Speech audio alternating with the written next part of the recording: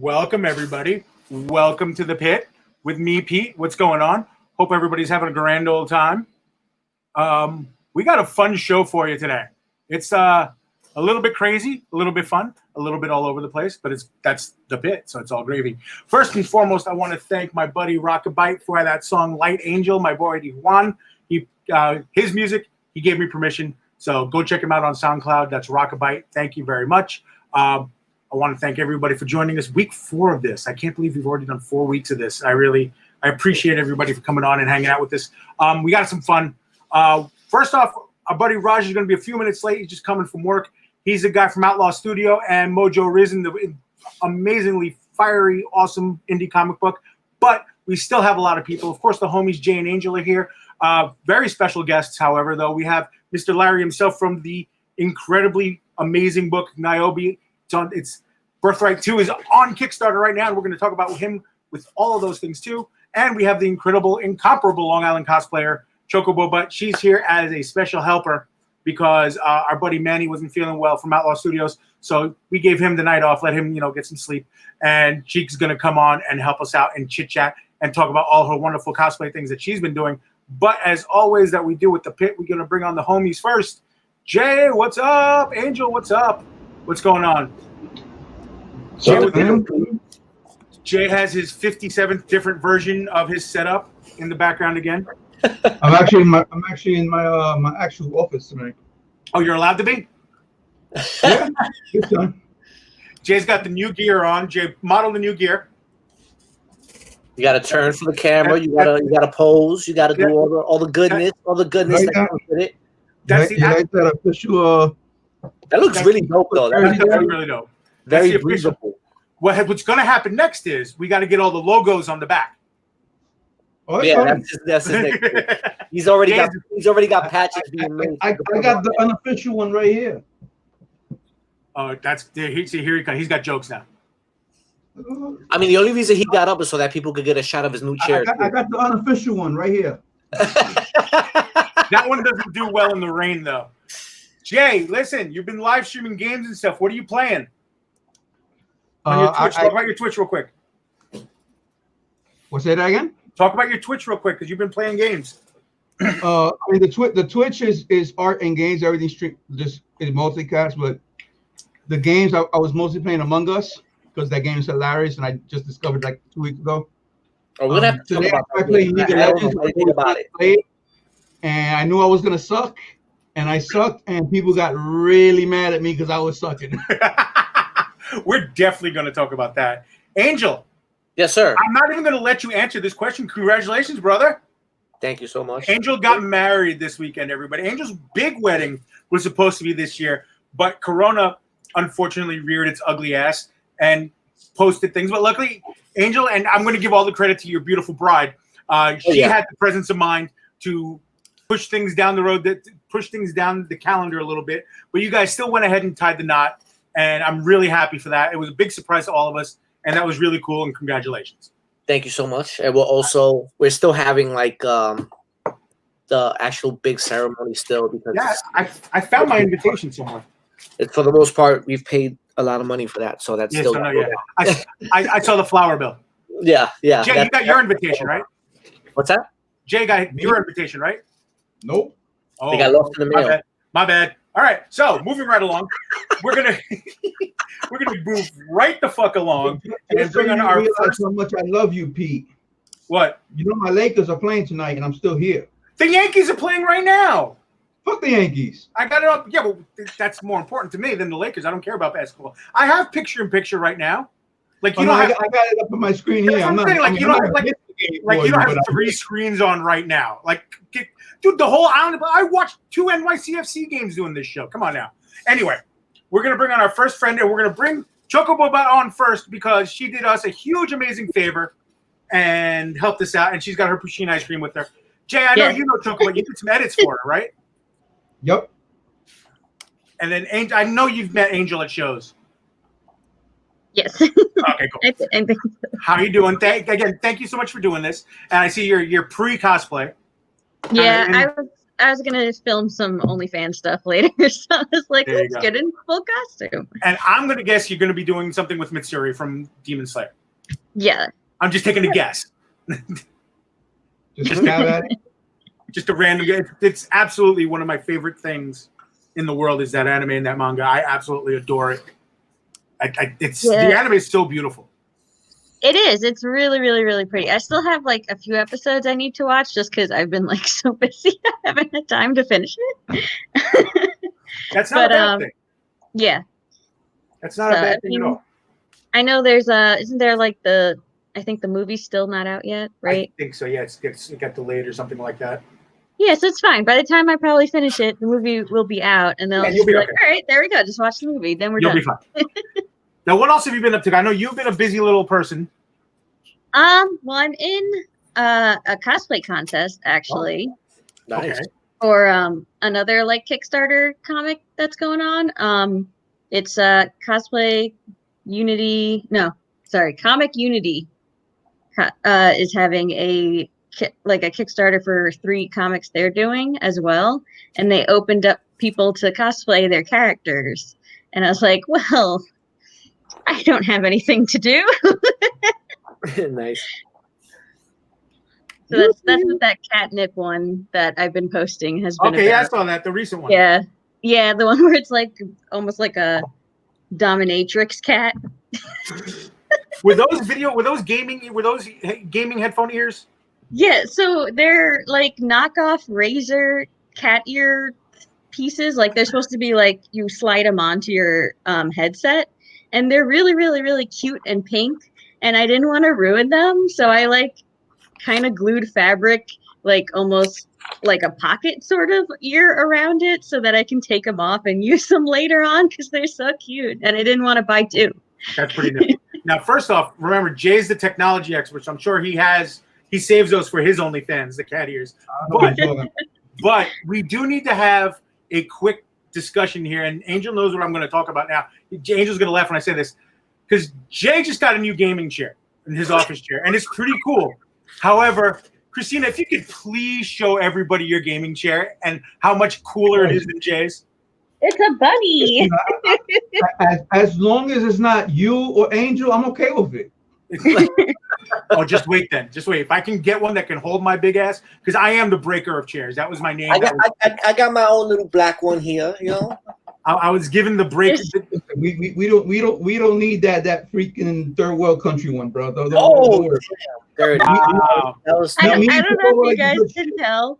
There's like another one right here. We have like 2 more over there. There's so many. You ain't got nothing. The blatant disrespect. I can't find chairs to support my big frame. Okay, see the chair that's going to ears, and it's got ears. Yours doesn't have ears, Jay. Mess it up in the world. Yeah, like why are you slumming it, Jay? Like seriously. No, but anyway, okay. So you did the contest. You're doing the contest, and yes. You've been doing other stuff though. I've seen a couple costumes come out, and I've just kind of been like, you know what? I haven't done anything because of coronavirus because I was lazy, and it was an excuse to be lazy. So I'm gonna finally do something. This is fair. These are all fair things. Yeah, so I did a if you know Babs Draws on Instagram, she I believe she was asked by Rooster Teeth to do fan art of the Ruby characters. I heard something about that. She's so artist, by the way, Babs Draws. Yeah, she's amazing. Yeah, so she did like these like streetwear versions of the main 4 characters of Ruby, which was Team Ruby. Right. And we had a group shoot, but we had to reschedule till November. But I had the costume done, so I was like, I'm gonna take some photos anyway. So I have that. There you go. I have Boudoir coming up in October. I think you might have been. I might have been what? I think you might have been one of the people who suggested I should call it that. There was like a couple of people who did. Oh, I was like, I'm gonna do Boudoir, and everyone's like, why don't you just call it Boudoir? Do you know what you're gonna be wearing, or? Yeah, there's like a ghost where it's like literally just a ghost sheet and then like fishnet with heels. Someone did art of that, and I was like, "That's the funniest thing I've ever seen in my life. I need to recreate this." There's a lot going on there. It's literally like a sheet with like eyes and like a mouth painted on, and then just like legs. Like, that's so funny. That there's a lot going on there. Yeah, and then there's like this cute like pinup girl in like almost like a sailor outfit, like pinup outfit. Like old school tattoo? Sorry, what? Like old school tattoo stuff? Yeah, like very, very like old school pinup-y, but then her head is just a pumpkin. Like a carved pumpkin. I was like, yes. Yeah. All right, cool. That works. That works a lot. Oh, and my shark campaign. Oh, that's what I wanted to talk about. Yes. Yeah, my shark campaign did go through. We reached our goal and a little bit extra. Yeah, for Shark Week, Chocobo did a whole. If anybody's seen on her Instagram, which I'm scrolling underneath, she did a whole madness thing. With it was actually impressive. All the stuff that you did for shark cosplay and shark stuff to raise some money for them. So you did a really good job with that. Thank you. Yeah, it was like a little bit last minute. In my head, it wasn't last minute. I just had to wait to finish the outfit last minute. But that's what sparked, I guess, the like silly boudoir that I'm starting to do now is because everyone loved. They were like, "You're literally wearing a shark head, yeah, it's and like phenomenal. a pinup outfit," and everyone's like, "That's too funny. You need to do more of this." And I was like, "I will." Absolutely phenomenal. Really quick, Cucumber Cosplay says hi, and so does Greg. And I'm having trouble making it public. That's the problem. I thought I made it public, and it won't let me. So, but what we'll do is I'm going to bring Larry on now so he can help us out because I'm messing this up. Larry from Nyobi Comics, how are you, brother? There he is. So, Larry, I can't seem to make it public on my page, and I don't know why. What's up, Larry? Where'd he go? I can't even hear you, Larry. okay. I said, can you hear me now? I can hear you now, sir. Beautiful. There was cosplay going on, so I had to be a part of it. You see, I appreciate that. Well, you know, this was my first ever persona I ever had was Hooded Spidey. Nice. Yeah, Hooded Spidey. It was just a mask and a hood. Let's go, and then it kind of grew from there. Now you talk about gaming chairs. Yeah, here we go. There you go. Is that the same? What company is that one? That's a DX Racer. Oh, okay. Mine's the Autofull. Now you cover also a lot of ground because I look at her gaming chair, and all I can think of is Diva from Overwatch, and I'm a huge Diva fan. You know, winky face. I'm number one. So is that why you have the chair? Are you a Diva fan? So I just always wanted this chair because it's literally just a pink bunny gaming chair, and I really, really love pink. Okay, so I'm sitting on my kind of crafting streaming area, so you can't see it, but I'll turn around so you guys can like actually see what's going on here. There's a lot of pink. Oh, hold on one second. There's a lot of pink going on. You gotta put her on the big screen. Yes, sir. Working on it right now. Sorry, we can see what she's showing. Okay, let's have. So we have like wow. I have LEDs. I got my brand new animal mat going on my desk. Rainbow stuff. There's a Ruby wig. I'm so bad at this. My PlayStation's hooked up. We got Chun-Li and my pink controllers. Yes. I have a bunch of pink controllers. Chun-Li, of course, the first ever crush of my life in video games. I just like pink's one of my favorite colors.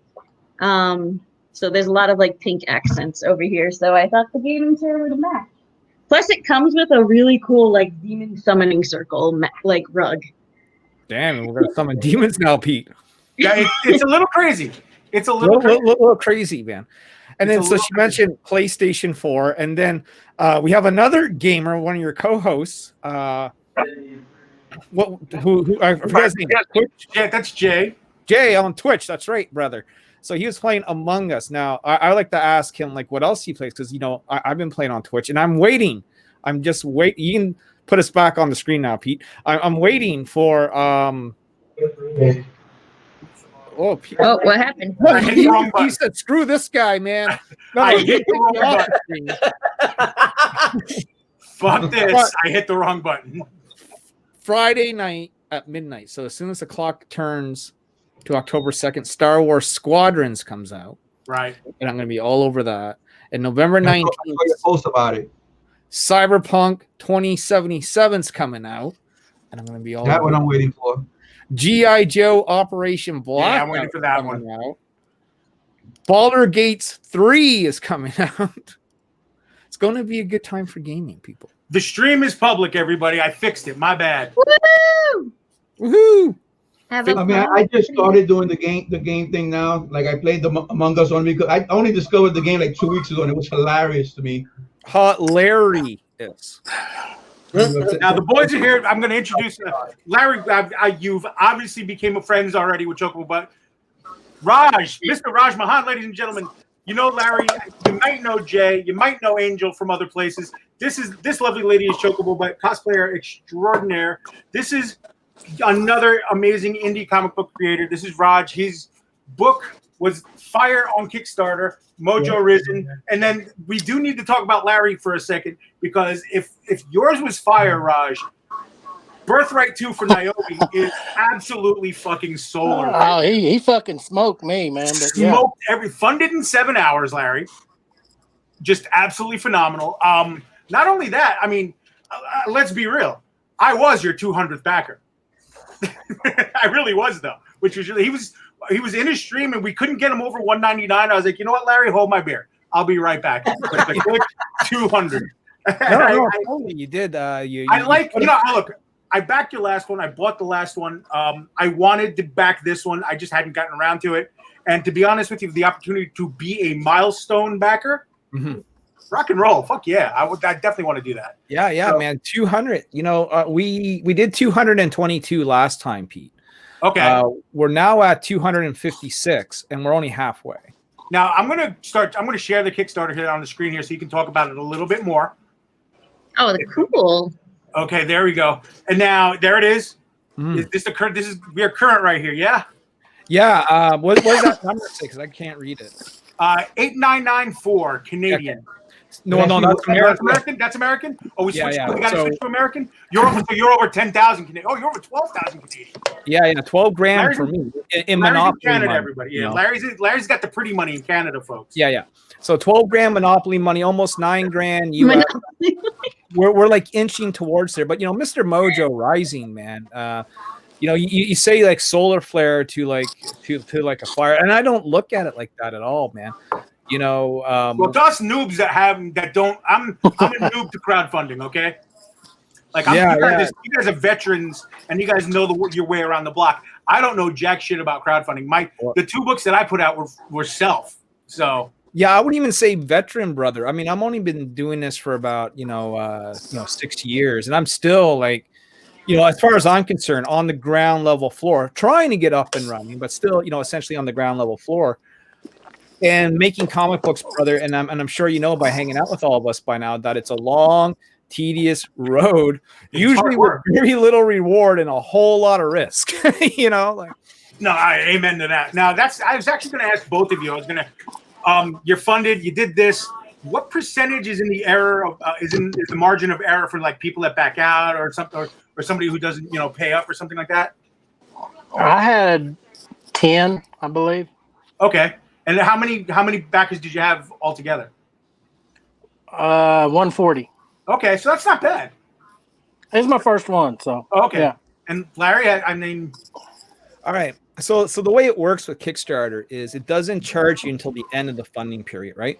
So during that time, people have the ability to cancel pledges, adjust pledges, and change things around up until it's billing time. So right now, Nyobi has, every time I log in, the number goes up, the number goes down, the number goes up, the number goes down, because people are, they're looking at their finances and they're making decisions. Now you're always going to have like people who are going to be like sort of like backing out right at the last second. You know what I mean? They're like, oh, I just looked at my finances for the month. I really can't do this. I had one guy, he pledged $200, for like all the covers. And then he adjusted his pledge to $5 for the digital book. You know what I'm saying? So that's $195 gone, you know. And that happens, but I don't blame anyone for that. Maybe his rent was due. You know what I mean? There are certainly more important things out there than comics. But the second thing that will happen is after it goes through and the funding is over, Kickstarter then takes 2 weeks to try and collect the money. So what happens then is sometimes people won't have the money in the account because they have forgotten about it, or like their credit card has changed. So Kickstarter is trying to charge the wrong credit card, or there's just some sort of screw up with the bank, and that will result in what we call drop pledges. And I would estimate every campaign I've ran, it's about 10% that you're going to see, give or take, a couple digits there of what we would call drop pledges. So whatever the final number happens to be, I'm probably guaranteed to take at least 1,000 off that or so, and that's probably going to be more accurate. Okay, that seems fair though. Like the margin doesn't seem horribly terrible. It's not horrible, but I mean, just life happens. I love the character design. Just saying, because like this is my first time seeing this character, and I love it. Well, she's a strange cookie, this one here, because she's kind of like the villain, even though she doesn't think she's a villain, right? The problem is Nyobi deals with some very serious social matters that happen to be going on in the world. Pardon me? Larry, very quickly, I'm going to let you keep going. But remember, Chocobobutt is a pretty impressive cosplayer who builds her stuff. She's got the cosplay chops, as we like to say. So this could be an opportunity for you to get yourself. I'm just trying to put people together here. It's weaving that web, I'm telling you, brother. It's the Jameson, is what it is.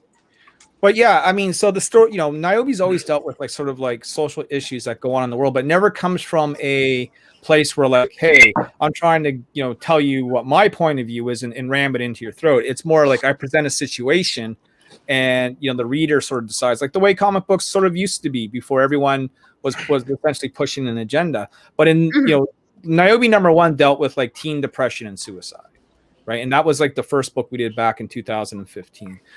This particular book deals with the issue of, and this is going to be, Pete, controversial, right? But abortion. I'm okay with it. And so in the book, there's a woman that is having a baby, and the baby happens to be a mutant, basically, like a genome in my world. And, just like in the X-Men, in this world, there are people who are against genomes, pro-genomes, and just like in the real world, there are people who are pro-life and pro-choice. So Nyobi, the main character, she's very much a pro-choice, right? I'm going to defend your rights, woman's body, you have the right to choose. That is Nyobi. Ariel, the angelic character, comes from more of a sort of pro-life choice, where she sees every life as sacred, and these things should only happen in certain situations. And her and Nyobi, they come together and they butt heads in Birthright, man. I like that. And then the ending will just kind of shock everyone. A shock ending is always good, as far as I'm concerned. And it's a self-contained story, so there's only going to be 2 issues. It's a mini-series, and then we'll go off and do the next mini-series. But Ariel could be a character that you will see come back, in the future. Like I said, she doesn't think she's a villain. It all depends on, it's like the Jedi say, Luke, it all depends on your point of view, That works. All these things work. That's already going. I can't wait till I can get my hands on it, because like I said, I love the first one. I have the sketch cover, which I still have to work on, because I'm slow when it comes to that sort of thing. Yeah, so, I mean, like after people read the first one, we introduced Ariel kind of like as like the cliffhanger ending, but there was enough of her in the book for people to, I get messages, hey, I really like the angel character, and I'll get people that, I really love Nyobi, and screw that other, like it's weird but fun. That's what weird and fun work. Weird and fun work. But I mean, like, I don't want to like pat myself on the back, but people that have read it said it reminds me of like old school 80s X-Men sort of stuff. So that's, I mean, I'll take that as a compliment. That works. I love it. Right? And then now we slide on over a little bit to one of the leader of Outlaw Studio, Mr. Raj. How are you? What's up? I know you're tired coming back from work. He's wearing the right hat. Sorry, Jay. Listen, fuck the Yankees. That's all I'm saying. Hey, Jay Angel, Chocobobutt also, but Jay Angel and I are New York guys, and Jay is a Met It's about the in 3, 2. Here's the last place for you, Jay. Congratulations. I'm that weird New Yorker I'm who like going to pays move my no microphone attention so to it sports. covers Roger's face. You're not that Choco, you're not that weird. Trust me. I know a lot of smart New Yorkers that avoid it like the plague because No, but like the sports I pay attention to are European. that's okay. I watch soccer, football. I watched 9 games the other day straight. Of soccer? Yeah, Damn, dude. it was Spanish, French, the English league, and then my league. So we're straight through. There's like I forget what it's called. There's a channel you could do that's on demand that's like just soccer. Mhm. And yeah, I forget what channel it is. My dad has it, and every time I go visit, he's like watching it, and I just hear the British newscasters because it's the British ones, I guess. I'm just like, all right, it's cheaper than paying for rye because that's hard to get. Fair. Now, Raj, Mojo Risen. yeah, Pretty big deal. it was. We had a good run. What's going on with you? What's new? What's happening? We're getting the books printed up. Greg's doing a few more pages, and then we'll get it printed up. I mean, Okay. I'm writing the second one, Book of Souls. It should be out kickstart in February, and then I'm writing. Then if Luke Stone, everybody knows Luke Stone. If he hits a stretch goal of $8,000, I'll be writing a 2-page story with Jim O'Reilly doing the art. Oh, that's pretty cool. For God dang, what's hybrids? All right. So you got a lot going on. Mojo took a life of his own for you, huh? Yeah, and then I'm writing 2 more stories. I'm writing what the fuck? God damn. I'm He writing just got home from work, everybody. Give him a break. Skinwalker Ranch Chronicles. I'm doing that, and then I'm doing Desolate Angels. So They're doing a comic book, The Skinwalker? I am. Oh, okay. That's dope. What the hell's going on? Like, because that legit freaks me out. So what's going on with that, man? It's going to be the same, like you see. It's going to be in Utah where the actual ranch is. Aliens, skinwalkers. It's going to be pretty fucking rad. That sounds like fun. Jim O'Reilly's going to do the interiors for that too, so it'll be bomb. Oh, you're just keeping him busy. Yeah, Jim's good. No doubt. You guys are just keeping him busy over there. Yeah. All right. That's good stuff, though. I'd like to hear that. That sounds like a lot of fun. Now, the question is, I'm going to start with the 2 writers here. And I'm going to stick with you, Raj. What got you wanting to write this stuff? Was it just something that you just did, or was it like, what feeds the fire? What got you going? And then Larry, we're going to you with the same question. Well, I'm a big Lobo fan, so Okay. if you see Mojo, he has a lot of traits of Lobo. So I just put it all together, and I like New Orleans. I like voodoo. Manny, who can't be here tonight. Right, yeah, he wasn't feeling well. Manny is an actual voodoo priest. No shit. So our shit's legit. It's not going to be like people can, oh, that ain't real. All our shit's legit. So it's just the infatuation with the voodoo shit, and so made it happen. It's like that episode of Law and Order where they were going Santeria, and I'm sitting there going, wait, no, that's not what the lady down the block does. That's no. That's not what Grandma did. No, stop that. That's not. When I was writing it, Manny would say, no, they don't do this shit or they don't do that. So it was good to have him there to make sure we got it correct. So that's good, though. Could I ask a question? Ask all you want. So, because when you were showing the photos before, I was getting like total Baron Samedi vibes. And excuse me if I'm not saying that right, but is that was that an inspiration at all? Was Baron Samedi? Because he's like he's the voodoo god of death, I believe. I know who you're talking about, but no. No, he was more like I said, Lobo, and remember way long time ago, Dr. Voodoo. So Yep. I remember when I saw it, I was like, Papa Shango from WWE. That's exactly what I said. Thank you. I didn't want to be the one to say it, but I was like, that's Papa Shango. I say Yeah. it with love, though. You know, I mean, Jim O'Reilly did an incredible cover for that book. He really did. The Gator cover. There was like one the Gator image cover that I would have used to sell that book and pump that out. That would have been like the image, you know. And the Gator cover is pretty dope. Larry, you PM me your address and I'll send you that cover because I know you couldn't pledge because of Canada shit. But no. Let's do a trade. That's what we'll do. We'll do a little swap, sir. How? Ooh. I got everything you got on this Kickstarter. I bought the whole fucking thing. Well, dude, I'll figure something out for you, man. I'll figure something out for you because I'm sure I can come up with something. Raj, get him to send you Tim. Get him to send you Timmy's. And thank you. Well, yeah, Tim. You know, I'm probably the only Canadian that doesn't drink Tim Hortons coffee. It doesn't have to be the coffee. A dozen glazed maples. It'll change your life. It'll change your fucking life. Legitimately, forever. I took a train from my house to Jamaica Station, which is about an hour, just to go to Tim Hortons at 3 a.m. You get like 4 of those and a cup of coffee and come back. That's how much I was craving it. You know, I recently found out there's one like down the street from me, and I was like, "Oh, they have the best hot cocoa." They really do. It's all the hockey and all the times I went to Canada for hockey, and nothing cures a hangover better than a couple of those donuts and a big cup of Timmy's coffee. Nothing does. We're expanding, sir. We're reaching out. You know.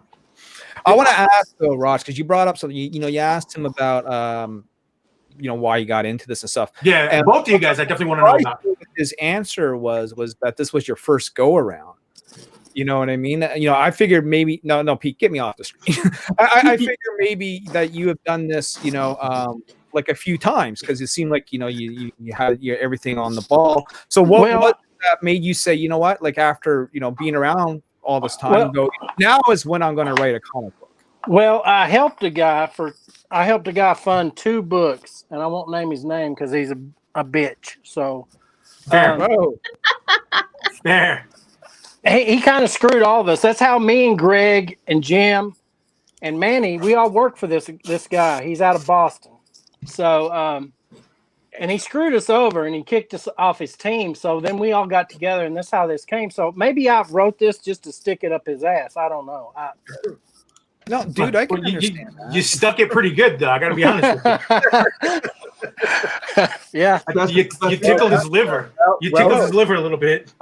Well done. But, no, I mean, fantastic job then, brother. And when it comes down to, crowdfunding and doing your first book, brother, wait till you have that book in your hand. Wait till that box of comics arrives, right? Because I'll tell you from personal experience, you open it, and it never changes. But I mean, that first time is going to be like you want the camera, you're going to take a bunch of pictures of them bad boys. You're going to pick up that book, you're going to hold it in your hand. You're going to go, whoa, man, I made this, man. It's going to be the most feeling of accomplishment that you've ever had in your life. Well, I've got a signing already, October 31st, Halloween, so that'll be kick-ass in Amarillo. So that'll be dude, it's like playing in indie bands, right? You hear like, we always play in front of family and friends. Wait till you do this signing, and someone that comes up to you that you have never met, man, is like, well, man, I can't believe I'm meeting you. I've had that happen, like, meeting me? I'm just a Canadian dude. You know what I mean? It's not the special brother. But, like, it's like you feel like, man, you feel like a quasi celebrity for a little while. It's great, brother. It's great. Enjoy it. I hope it's a lot of kids. I think I'll get off on the kids, seeing their faces, and that'll be cool. Yeah, brother. That sounds like fun. Oh, why am I on the screen? What the hell? Something fell in your. Yeah, I know my whole backdrop fell. That's because you're the cutest of all of us, Pete. It's because my ass is the biggest. And all right. And to answer the question, for me, and man, it's a long answer. I'm gonna make it very short. Nyobi started because I used to role play. Well, I still do, like Dungeons and Dragons, but I was role playing superhero role playing games, like such as Champions and whatnot.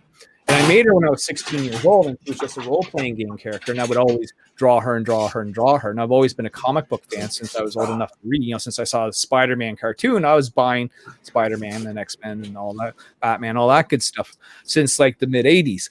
And I'm really dating myself now. You know, I'm I'm old older. man, We're right in the same boat, so don't worry about it. right? And so comic books was always something I wanted to do, but initially I wanted to be an artist. Like I wanted to draw them, but I could never draw. I mean, I could draw a little bit, but I can't draw, right? Like you can draw, you know what I mean? And I'm like, okay, I don't think no matter how hard I practice and tried, I just can't get perspective. I couldn't get it. I just don't, my mind can't wrap around it, but I can tell stories and interesting stories. So I'm like, okay, well, if I can't draw it, I'm going to write it. And then I'll get someone else to draw it. And of course, that's what I've done. That's the long story short. But I only did that in 2015 after I started going back to comic book conventions, And the movies really, because of the movies and the success of Marvel and whatnot, allowed us to have more conventions because it became a lot more mainstream. It's a lot more acceptable. I mean, way back in the day, cosplay, and I'm sure Chocobo can attest to this, wasn't exactly a big thing, say even 15 years ago. It was kind of almost like a cult-like thing. You get your friends together, you go to a con, and there might be a handful of you there, and then some people will mock and laugh at you. Now it's different. Now cosplay is widely accepted. It is huge. Everyone wants to do it, and there's different types of cosplays. You have people that will buy their store stuff. You will have people that make, everything right from scratch, and, everywhere in between, and everyone's having fun with it. And so that allowed more conventions to open up and allowed us to, be able to go to these things in Canada, like in my neck of Canada. 'Cause I'm on the East Coast, we have small cities. There's not a lot going on here. But now that there is, except for, the pandemic shit and everything. Now, I'm talking, pre-pandemic here.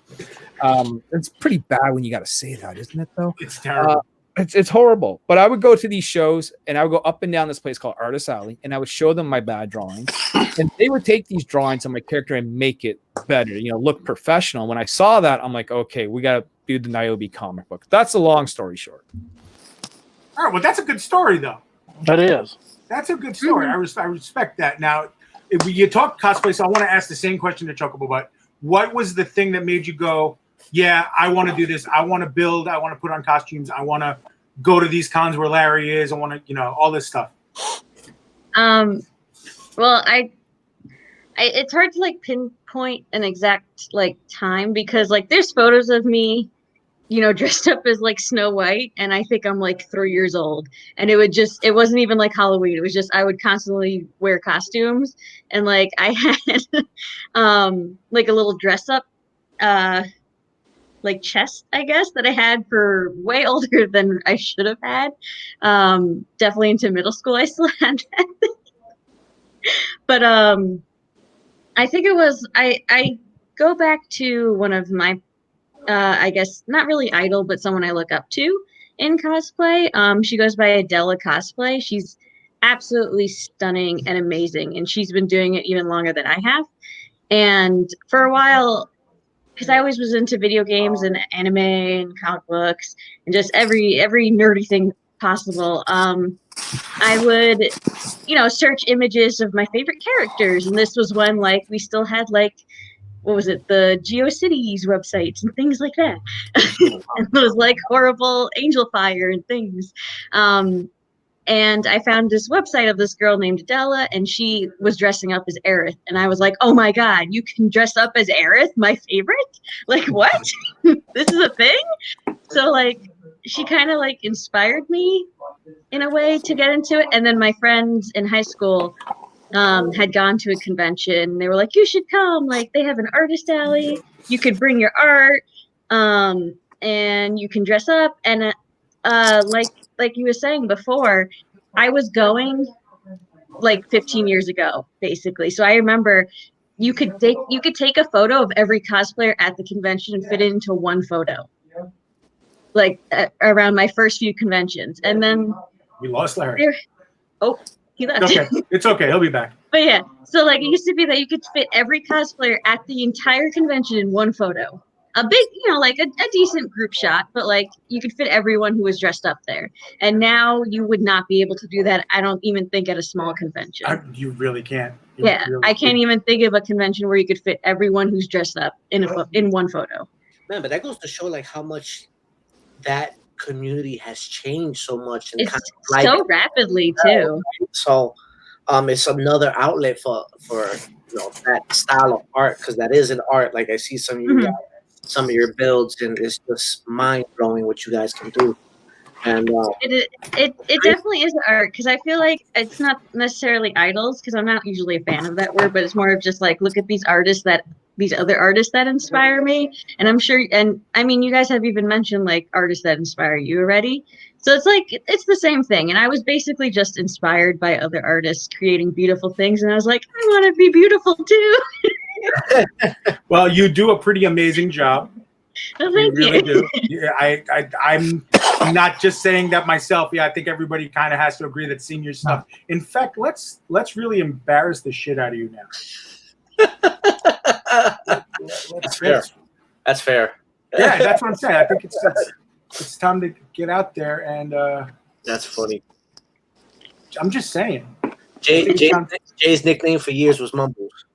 I was about to tell you if you could shut up, please. That would be great. My Lakers were down by like 20 points, and they came all the way back. All right, I'm really stressed right now. That's why I haven't thrown to you. All right, explain what's going on. Well, this is Midna from Legend of Zelda: Twilight Princess, and this was, I made everything but the helmet. I actually bought it off someone else who was selling it, and it came okay, but there was so much damage to it. Oh yeah, it was so damaged. I literally, besides like the headpiece, the whole arm piece is a giant puppet, and I had the whole entire arm piece had to be remade basically. Wow. Holy crap. Because it was in pieces, and I was like, oh, okay, this is a lot more work than I thought was going to go into it. I just love it when a cosplayer becomes the character so much that you can't see the cosplayer anymore. Yeah, I think it helps that I'm also tiny. Well, okay, fair. Okay, fair. And then Midna's a little imp, so it like helps that like I am also imp sized. These are all fair. These are all fair things. Or you imp size? I don't know. I don't know about imp size. Wow. I'm definitely not. So, and then I mean, Pete, you've seen how short I am. Yeah, she's pretty short. Yeah, I'm very short. Which is why she pulls off these amazing cosplays, because she has to put everything into it. And then this is the background of your what did you call it? The cat? Your evil cat? Or it's the character's called Catnip. She's from a comic. She's like a sub-comic off of a comic called Critters. She's having like her own side comic called Catnip, and she's like a gothic kitty superhero. And I was like, oh, she's so cute. I need to cosplay her. Yeah, so that is Comic Unity. That is run by Tom Hutchinson of Big Dog Inc. It's also CB Zane and Wendy Shear. So yeah, the characters are Catnip, Mighty Might, and Siren. All three of them are so cute. I love all three of their designs, but like this one in particular spoke to me probably because she had like the two-tone hair, and she has like the little hints of like this really nice blue contrasting against the black, and I was just like, that just looks great. Yeah, no, Catnip is cool because you brought up Critter, and so Catnip is actually Critter just in an alternate reality. So it's kind of like what if Critter was a bad girl? You know what I mean? Like, so that's cool. And they're all first appearances. And in the book, one book, it's 3 different stories, and each character has their own story in the book. Yeah, I'm excited for that. I'm definitely going to be backing everyone's Kickstarter in here because I want to read these comics, and then I have to back that one too. I'm just waiting for payday. Yeah, I'm going to back all these. Well, here's the thing though, and all, because some people don't know this, and it sounds like you might be unaware as well. It's that you don't have to be paid to back on Kickstarter because it doesn't take your money right away. What it does is it claims your money at the end of the funding period. So whenever it ends, that's when you actually have to have money in your account. You can pledge at any time without the funds. Larry's given us a Kickstarter lesson, which is I actually really appreciate, because I do too. I had no idea. Like I said, I self-publish because I'm an idiot. But with that though, keep in mind, like if you don't have the funds when Kickstarter goes to collect, then you become what I talked about earlier, which is a failed pledge. Right. It's like ordering something from QVC on the Easy Pay and then not having that last payment. Correct. I hope Yes, along those lines, exactly. that Larry, what do you go through when you're going through those Kickstarters? Are you like stressed out? Like, Oh my god, they're fucking bad. Stressed out? No. Well, no, that's a lie. The first time, yeah, man. The first time, because it's your first time. You know, you don't know how these things are going to go. You don't know if, like, are they going to like me? You know. But you know, when we did the first book, it was only meant to be something that we would sell at local conventions, right? It was never meant to be distributed in the United States or people worldwide wanting the book. It was meant to be, you know, okay, we're going to print up a couple hundred copies. You know, we're going to bring these to the local shows, sell them at the local shop, maybe do a signing and, you know, call it a day and say we did it, you know. But and so we had a very modest goal. We asked for $1,250 Canadian, which is probably like 86 cents US, you know. And maybe. And we doubled it. You know, we did like 2,400. I'm like, okay, well, that's cool. You know, we have an extra couple bucks. You know, maybe we'll try it again. We'll put out number 2. Well, we put out number 2 and we introduced a new character called Avani, who's like this blue skin, evil, savage woman who will rip your throat out. And people liked her. My ex-girlfriend. Okay, cool. Yeah. So your ex made an appearance. Excellent. And you know, people loved her. And so we did 2 covers at that point. You know, we had 2 variant covers, and you know, we got to bring on Mr. RB White, who was kind of like our first pro. You know, there's Avani there. That there was drawn by God, who drew that? Pablo Romero. Pablo Romero. Yeah. And he did a great job. I said, draw like, you know, 80s X-Men style, you know, something you would see, you know, like newsprint. And you know, he went ahead and did that. Now that's pretty sexy. Having Jim Lee over. Like, I love that. That there was the one shot we did. That was like right before, Birthright. That was like the last comic we did before we switched our entire art team, went to color, you know, and changed a bunch of things around. That was like a one shot just explaining her origin story because people liked her. But, you know, again, Pete, long story short is that, you know, every time we did one, we just kept growing and growing and growing, right? Not by leaps and bounds. It's all baby steps, brother, you know. But, you know, compared to when we did 2,400 for the first one, and now we're up to 12,000 with the latest one, that kind of shows you, you know, maybe like a couple of grand growth each and every time we step out the door. You know what I mean? And now we're in full color. Now we got a, you know, brand new team. And, you know, now we got like industry pros working on the book. We got Paul Green. You know, we got Randy Green, who did Top Cow Comics back in the day, you know, Witchblade, X-Men, New Mutants, you know, you name it. He's done it, you know. Steph Wilson, everyone's favorite Steph Wilson, you know, CB Zane, you know, we talked about Comic Unity. All these guys that, you know, they're on the book and, you know, they all bring in their individual fan bases and we're just, you know, I still say we're on the ground level running. But you know, we're on the precipice of maybe leveling up just a little bit here soon. See that you say that. See, on my next one, we did 130 backers and $4,000. So I'm going to go for $8,000 and then 200 backers. So yeah, brother. You know, I mean, some people they set the bar too high, right? Yeah. And they get disappointed when they can't reach it. You know, yeah. But if you said it like, hey, we just want to do a little bit better than we did last time, you know, you're going to be satisfied and you're always going to have something else to strive for, you know? Yeah. Tyler Carpenter in the house. Tyler, the door's open if you want to come in. Dude, you got to bring him in. I would love for him to be here. So Tyler would be like the, you know, our celebrity guest aside from Chocobo. Tell him if you want to share the link with him, Larry, I have no problem with that. You might have to send it to him. I don't know if it works if I send it to him. Well, have him message me. You guys are not friends on the book of Facebook. I do not think we are connected. Oh, did you get connected, brother? I've probably deleted a lot of spam, which is why. So Tyler, of course, Draw and Talk, 3,000 plus subscribers on YouTube, brings on independent comic book creators all the time, man. He just recently interviewed Tim Lim and Mark Pellegrini. You know, yeah. You see, people want Tyler. See, my peeps are starting to come in now, Pete. You know what I mean? I'm not scared. No, Tyler, no. They're your buddies. I like your crew, Tyler. Right? I sent you the link, buddy. Yeah. It's not spam. I'm not trying to get you into a pyramid scheme or narco shit. He's trying to get early fans. But I'll tell you, I keep getting in trouble. Tyler's wife hates me because No, it's true. It's true because he'll do all these live streams and then like I'll go on right after him, right? Because I don't want to cut into his time. And then I'm sending him links to come on my show. And she's like, but we're married. You're not married to Larry. You're married to me. And Tyler's like, yeah, man. The wife's really mad at me right now. I don't know if I can do any more live streams this week. Now I've been into Larry's live stream. I've hung out and he's had me on a couple times. It's fantastic, but I know he's watching the Laker game. But nobody has what Jay has on in the background. These are all of Jay's pieces. If you look at behind him over his right shoulder while he's watching the game, those are all his prints and stuff flashing in the background over his Skynet computer. His computer will take over the world soon. Well, bro, here's the thing. Now, I meant to say this earlier when you first brought Jay on. The shirt is epic. You know what I mean? And I was watching that screen he's got in the background because I would love to have that sort of setup. Like he's got a YouTube setup right there. He's got a monster. I'm going to give him back the screen. Honestly, Jay, talk about all that is like I threw the things on a USB stick, stuck it in the TV, and tried to do a slideshow. That's all that is. No, but that's great backdrop for like YouTubing and Twitch. People love. Yeah, that's what I have in the background. I have that, or I have my intro video or whatever playing on there.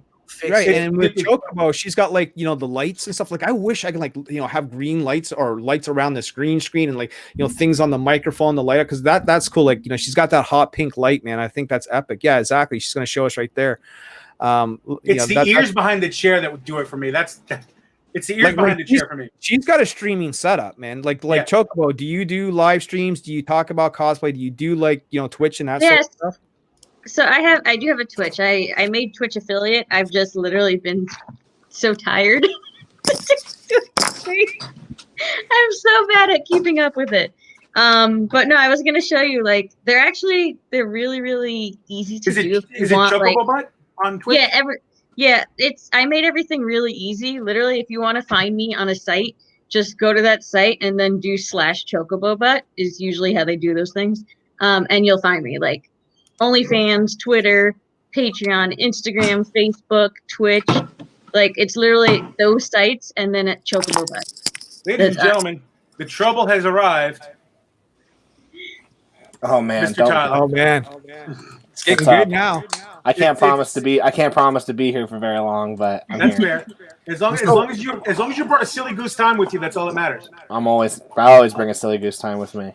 So is the wife like cursing me out right now, Tyler? No, she's busy. She's busy in the other room. All right, brother. Tyler, tell us what's going on, brother. Who's your daddy and what does he do? Oh, wow. I've lost control. I like this show already.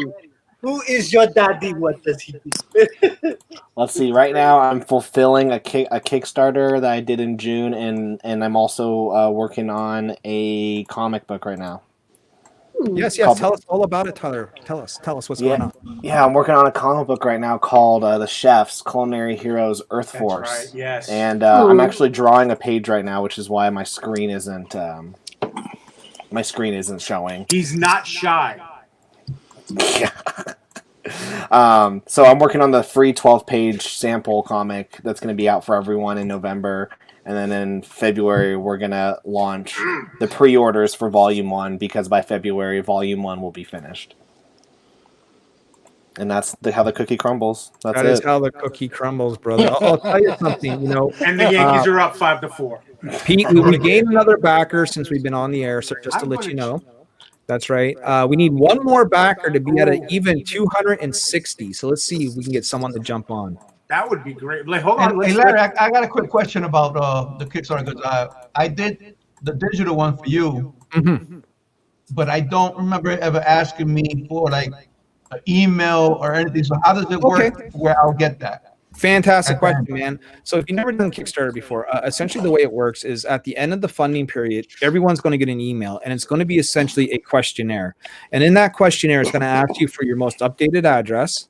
It's going to ask for your email address, and it's going to ask you any other pertinent questions that sort of, are tied to your tier. So in other words, like, you want your comic book signed, you know what I mean? You'll say yes or no, and you'll tell me which covers, if it's certain covers you want signed or certain covers you don't want signed. You know, if you're getting, say, like a t-shirt, it's going to ask you for, you know, the size of the shirt you need. So things like that. So that will come at the end of the funding period. And I individually will create the questionnaires for each tier, and then I'll be sending those out, and I'll be updating people on the Kickstarter exactly when those will be in your inbox. And because I was like, damn, did I just not like miss it? Because I wasn't paying attention. I mean, for people who are used to backing on Indiegogo are used to something different, because Indiegogo will take your money right away and they'll ask for your information there on the spot. Where Kickstarter waits until the end, because the reason why they do that is if, like, let's say you don't make your funding period, then it doesn't charge anyone and it doesn't need to know your address because we're not sending anything out. Yeah. All right, see, we're getting Good to know, educated. because I was worried about that. No, and I'll keep everyone up to date when those hit the email. You know, and if you don't get it, check your spam box. And if you still don't get it, let me know, because I may have the wrong email address. Larry's customer service is pretty phenomenal. So, and Yeah. I tell this story all the time. But yeah, that echo. I tell the story, but I'm going to keep telling it because I think it's the best commercial I can. Bless you. It's the best commercial I can give to promote Larry's stuff. I backed the Kickstarter, but then I bought, because I bought the digital. So I bought the physical copy of the book, and I bought the blank cover so I could draw on it, because I wanted to draw some Nyobi fan art. Because of the Canadian American and the way Gumroad was working on, I got charged shipping twice. I honestly had no idea. I thought it was just a glitch. It would go away, no big deal. Larry noticed it right away. Hit me up. Is like, no, bro. I'm sorry that happened. There's your money back. Don't worry about it. I'm going to go talk to the site and get it, bless you again, and get it fixed with the site. And I was like, wow, I didn't even notice that. That's any shark would have been like, he got double shipping. I don't care. Larry did. He did that. He did that with me too. He corrected mine too. So yeah. That's good shit. That's good shit though. That's good customer. That's good customer. And it was before we really knew each other, Larry. So that was, it wasn't like, oh, you did it for your buddy or something like that. You did it for a customer, and that was really cool. I really appreciate that, because that shows that's first off amazing transparency, but that's also okay. That's something I want to back. That's something I want to get behind. Well, I mean, you don't want to be known as the guy that's ripping people off, right? Every time I down to it, I mean, if let's say I had let that go and I kept the extra money, and then you noticed it down there, I'd be like, he dinged me twice for shipping. You know what I mean? I don't want to be that guy. And then Raj would be like, yeah, he hit me up twice too. You don't want that on your record. So no, when I see that stuff, I'll correct. The problem with Gumroad is it's still not fixed. Like, they still don't offer online shipping. So every time I see it, I kind of have to contact them and go, hey, what's your PayPal? Let me send you back, until we figure out a way how to do multiple items at once. Wait, hold on. Okay, we're not doing that, because I don't know what that means. That means, where is my book? Okay, that's funny. Now, okay, we got Tyler, while I have you here, because you're an artist, you're doing all this stuff. I asked this of Larry and Raj before, and Chocobobutt, so I wanted to ask it of you then while I have you. Yeah. What was the thing that made you go, yeah, I need to fucking draw, I need to tell stories, I need to do this? What lit your fire? What got your mojo risen, as some of us like to say? The day that I decided I wanted to make comics, and I hit up an artist and I said, will you draw my comic for free? And they said, no, this is how much it's going to cost. And I went, okay, I'll figure out how to do this myself. Dead ass. All right. Were there any books growing up that made you go, oh wow, I want to get into this, or I want to? Yeah. So like I'm actually pretty new to comics. And anime heads and cartoon heads in here too, so don't sweat it. Yeah, well, so I've always been making comics. I was making comics when I was in 5th grade. I made like a 500-page comic. Jesus Christ. I still have it. I made it from 5th to 6th grade, and I still have the original pages. And my only knowledge was based off of a Shonen Jump that my friend gave me. I used to love Shonen Jump. I have 3 in front of me right now. And my mom, and I had to hide it from my mom because she thought it was like of the devil. So I would just look at this thing in private, and then and then I make comics, and then I thought it was porn. Yeah, she thought it was porn. There's some busty chicks in there, and what happened was I was really into anime, and then I got into junior high, and I moved to Europe, and I was like, okay, I need to be cool, so I gave up all my nerdy stuff, and Comic books aren't cool in Europe. They weren't in the school I went to. It was very rough. It was a very rough school. And then what happened was I turned 19. I was trying to download some music illegally. No. And I knew someone was going to say that.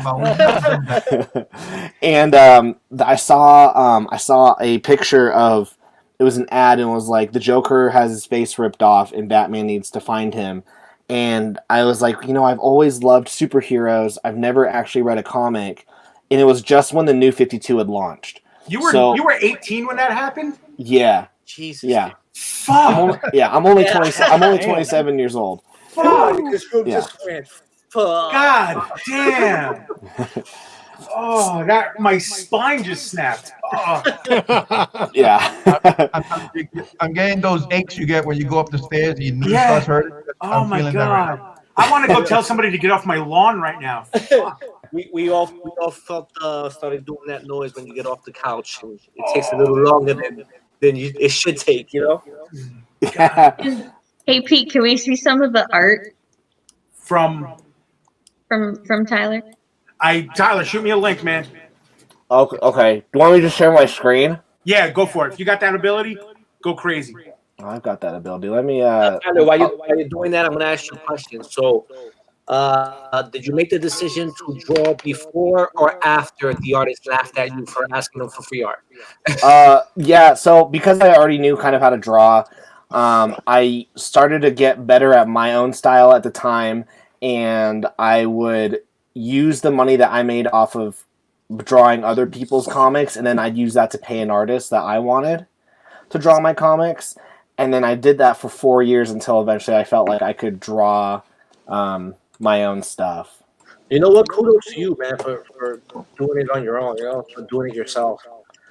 Oh, thanks. It's been rough, but it's been really fun. So let me show you. This is crucial, actually. So let me share my screen. If I can find a freaking JPEG. So this is my current comic that I'm working on. Oh, there we go. So this is a Culinary Heroes Earth Force. Nice. Nice. The only person that's seen interior pages is actually Larry. I wondered why he wasn't saying nothing. He was saving it for you. I wondered. Yeah. So Larry's the only person who's seen interior pages, and maybe one other person. And this is my big. Please say that was your wife, because I don't want to get my ass kicked for that. What? That she's seen the interiors, because I don't, She hasn't seen the interiors. I don't want to get in trouble. I have enough friends whose wives hate me. Show us something, Tyler. Show us a little something. Well, like, do you want the interior pages? Yeah. Man. Yeah. Exclusive. I'll take it. All right. A dozen people are chomping at the bit to see And this while shit. Tyler's digging for that, I will talk a little bit about this. Now, the thing about Tyler is that Tyler has a couple of different unique art styles. He can draw like sort of like dark, grim, and gritty. But I think that Tyler's style that he's employing here with the bright colors and almost the anime manga look is really Tyler's strength. And I think this look and this sort of like a cartoony, almost cel-shaded sort of style is what's going to sell comics here. All right, Dude, so there's one right there. You know what, Larry? You and I gotta talk next. You are the greatest hype man. I haven't done anything yet, bro. You already told me. I'm already like, well, fuck, man. Like, yeah, I can throw money that way. I need Larry to do the intro of this show, so I can do a special, like the special intro for this show. I think it would be fucking dope. And here's the thing: this man, and I guess I'm hyping again here, but this man has put his heart and soul into this. He did a 20-page comic book for free, which everyone can go download now, which is a completely different style. It's called Mask, and it's a complete. Tyler, it's black and white, it's dark, it's grim. You know what I mean? It's got like this almost horror comic book vibe to it. And then you do like the 180. Yeah, exactly. You see what I'm saying here? Yeah. And then you do the 180, right? And you got Chefs, which is like all ages for the kids, but grown-ups can like it too. And you got that sort of Street Fighter-ish, bright color style. And I really think it works for you, man. Yeah, so this is the style we just released. Frank Marr and I, we released a comic this week. It's totally free. You can go if you go on my YouTube channel, you can see where you can get it for free. YouTube.com/drawandtalk. But this is from a different comic, but this is the same style. It was black and white. This is a style that I'm really comfortable drawing in. Very realistic. I love inking and I love getting my fingers dirty with adore inks. inking. I adore inking. It's awesome. It's the best. It's the greatest thing in the world. But for this comic, I wanted to reach a different audience. I wanted to expand my audience, and I've been saying, I want to have a Silly Goose time. Well, I've decided, having a comic that's like this is going to be a Silly Goose time. Fair. So, and there's my bread's done. Hold on, excuse me. I thought that was Father's wife hitting the bell, like, bing, you're done. Oh, sorry, that's my phone. It's my anytime that there's a ding, it means I made a sale at work. So, oh, look at you! That's good. Look at you, dude. I'm digging it. So, the thing here is like all these characters are sort of based off of like food. Like, of course you have the lead here who is Dairy King, right? Yeah. And he's got like sort of like dairy milk based powers. And then you have my personal favorite, which is Miss Maple, who is Canadian, of course, right? Of course. And, Miss Maple is the bomb, let me tell you, man. And I can't. Then we have Microwave. I know that's another one of their names, right? Yeah, that's the guy on the very right. Right. And then who else do we have here, Tyler? On the left, we've got Agent P, which I've started working. Yep, and I've started working on her variant cover, her sexy variant cover. Damn. Well, all right. And then right here, this Asian chick, her name is Nori, which means seaweed. Can we tell who eats a lot of sushi here? Can we just? I know. I'm really proud of you guys immediately for catching on to that. Oh, that was great. And then this right here is obviously it's Dairy King, and then this blue-haired chick, her name is Snowfall. Booma. So Bulma. Bulma. So she does her thing. Her shtick is frozen desserts. That's awesome. That's a great idea too. Thanks. And then right here we have everyone loves Ms. Maple. I've actually started getting fan art, Larry, of people drawing Ms. Maple. Listen, man, it's going to move. Uniform reminds me a lot of like the Saiyan armor. Look, dude, if you want, I'll find someone to do a piece of art. It'll be like Nyobi and Miss Maple, like on a print or something, brother. How you doing? Right? I already got Nyobi fan art under my belt twice, so there we go. There we go. My name? What? And here, let me show my. So yeah, it's like right here. I have the whole like arc on my whiteboard planned for the next. Basically, I'm married to the series probably for the next 4 to 5 years. Of just this is the Draw and Talk live show, but this is the plan. This is the first arc, second arc, third arc, final arc right there. So it's we're really going for this, and then always having a Silly Goose time. I love the Silly Goose sign in the background. You have to have it. You have to have it. That's the most important part of everything. So yeah. Tyler, when can we expect to see this sort of roll out? Are you going to put out the preview copy soon? Yeah. Shinobi on the Pit. 1 second, quick. Shinobi, 2 minutes on the Pit is like 2 minutes in NFL time. Which, yeah, I should have the finished 12-page free book. Just to set up the universe up in the first week of November, and then after that, February, we're launching Volume 1. Which whenever I launch, the book is always completed, and it's going to be around 60 to 70 pages. It's going to be a big book, brother. Yeah, that's impressive as hell. Yeah, well, it means I'm drawing every day. God bless you, bro. God bless. I mean, yeah. Now let me ask, Tyler, because one of the things that really stands out, and this is a guy who's done black and white comics for 5 years. I find that, when you have like someone who's really excellent at color, like for us, it's Dan Olvera, right? He changed Nyobi. He's the hero of Nyobi because he made it color, he made it pop, right? Who's doing the colors here? Is that you bringing out the bright colors? Is this all you, brother? It's Chefs, Culinary Heroes, Earth Force, and then it's just Tyler Carpenter. That's awesome, bro. Congratulations on that. But really quick though, could you ask a good question for me, Larry? Raj, who did the colors on Mojo? Oh, Artex Badillo. Because it's completely all three things that we've seen tonight: the Nyobi stuff, the chefs, and the Mojos are completely different. But it's all like I love the energy coming up here from chefs. Obviously, we already talked about my Nyobi, and I'll hype Nyobi up myself. But I love you said Manny and Voodoo in this. It's got that the colors help that vibe. Like, was that something you guys were looking for, or? Yeah, we was looking for if you dropped acid. Okay, well then shit. Just saying. Well then we good. Well, look, if Fish is around, then I'm your guy. Then we can have a talk. Now, Artex Badillo's he did burlap too. So, okay. Yeah. All right. So that's. Yeah, they took him from me. Oh, well then. See, you're talking. I don't want to bring the homies into the same thing, but we're kind of like the underground. Haven't really touched a comic book. We're trying, but haven't touched a comic book unless it's like one of mine, and those were underground. The only thing I've done for a comic is I did some colors for a cover for some independent comic. I don't even know if it's going to come out or not. So What's it called, brother? Cheers to that. Say that again. What's it called? Do you know? Shit. And that's how much you care. Up on my YouTube.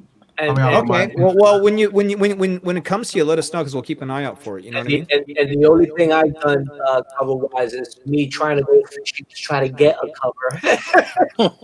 I did like a recreation of a comic book called La Boriqueña. I kind of did it in my style, and I was fishing to try to see. I put something out there about looking for more artists, and I was like,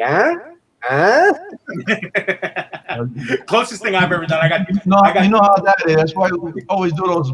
Sometimes when I do a piece, I do like a fake mock cover. Be like, look, this could be a cover. Yeah, that's exactly what I did. And that's kind of what you got to do. You got to, Tom Hutchinson, and I heard him say this. He does Big Dog Inc. We talked about Comic Unity. He'll tell you like, you got to put in the work and you got to put the work out there. So like, if you think that you can do comic book covers, start showing us some comic book covers. Show us what you can do, right? Let us see it. The funny part about I did it, and it got shared by the creator, and it got shared everywhere. But then it was like, I'm waiting for that DM, so I had to get the DM. Then I sent him a DM. Thanks for sharing. Hi. I think, and I'm gonna ask because the one experience I had, and Larry, Raj, you tell me what you think. I got 2 inches by 1 inch, a little square drawing in a Michael Turner tribute book from Aspen, and that's because I was like, I'm not gonna get this. Fuck it, I'm gonna email them. And they answered me because I said, fuck it, I'm going to email them, and who cares? Is that basically, fuck it, I'm going to do this and go for it? Raj, you want to start? Yeah, I get stuff all the time, and y'all might know Eve Ivanette. She's going to do a cover for me. I've been trying to get her in here today, but she hasn't answered me back yet. Pete, we got to kill this echo somehow, bro. Yeah. I'm trying to figure out where it's coming. It's coming from Tyler. Anyway, Eve sent me some stuff of her stuff, and I'm open to anybody. If y'all want to send me some stuff, send me some stuff. I'll look at it. That's the comic. So that I did the colors on it. That was my first time doing something like that. Mad Ninja Clan, yeah. So you're not even sure if this is going to come out. Well, if it does come out, let me know, and we can pump it around a little bit. You know what I mean? Yeah. All right. Yeah. I mean, it's up to the dude. I was just commissioned to do it, and I did it. How long have you been doing artwork? And like, do you draw, or is it just primary colors that you do? Give us a little bit of the background here. Oh, Jay's a monster. No, I draw. I color. I do concept art and stuff like that. I mean, I've been doing art for 15 plus years now. Okay, now are we connected on Facebook? Like, if I go to your Facebook, am I going to be able to look at samples of the art and things of that nature? I'm going to help you out right now with that, Larry. Give me 2 seconds. I mean, we could be already friends. I don't know.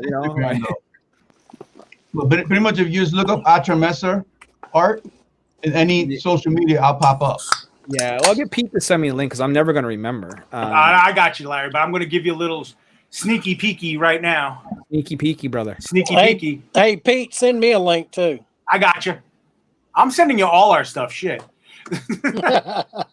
Here is a sneaky peeky at There you Jay. go. Now, if we can make that somehow bigger, Oh, we can make that bigger. can we? We can. Oh yeah. Can you zoom in? You have the Oh, yeah. technology, it can Oh, happen. yeah. That's about as big as I can go right Okay. now. So I would like to see that more blown up because for me on StreamYard, it's just this tiny little window. Yeah, no, I know. Give me a second. If not, I'll just open it over here. Yeah, Jay, you want to go That ahead? coloring looks Yeah, great. you got the session over there. You should just open up on your screen, Jay. I can get a bigger. Can I get to his jokers? There you Yeah, go. that looks badass. See that? Yeah, that's cool, man. Oh God. Jay, let me Now- know when you're ready. Now, I would be interested in seeing how he draws women.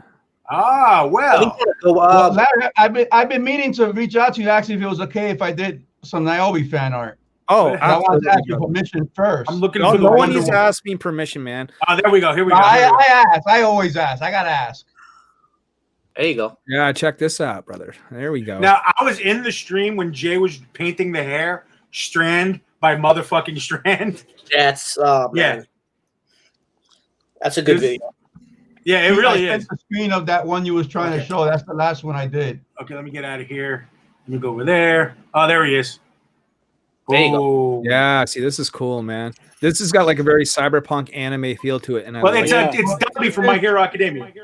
See, I've never Oh, seen I My like Hero it. I Academia. kind of, People like, say I gotta watch it A though. little burnt out of doing like more superhero stuff. So I had put out, you know, I want to try and do some anime characters, throw some characters. So Pete suggested this one. Yeah, that's a show I gotta catch up on. I've You done know, like Chocobo. Vegeta, I'm gonna do Goku, I'm doing Ryuk. The Vegeta is. I told him when he showed me the Vegeta before he posted it, I was like, "That's already sold out. You already sold out all your prints of that. The Vegeta that he did. Yeah, it's try, just that- try Android 21. She'll be a hit for sure. That's that's not a lie. That's another one. That's a favorite of mine. I just gotta figure out which ones I'm gonna do.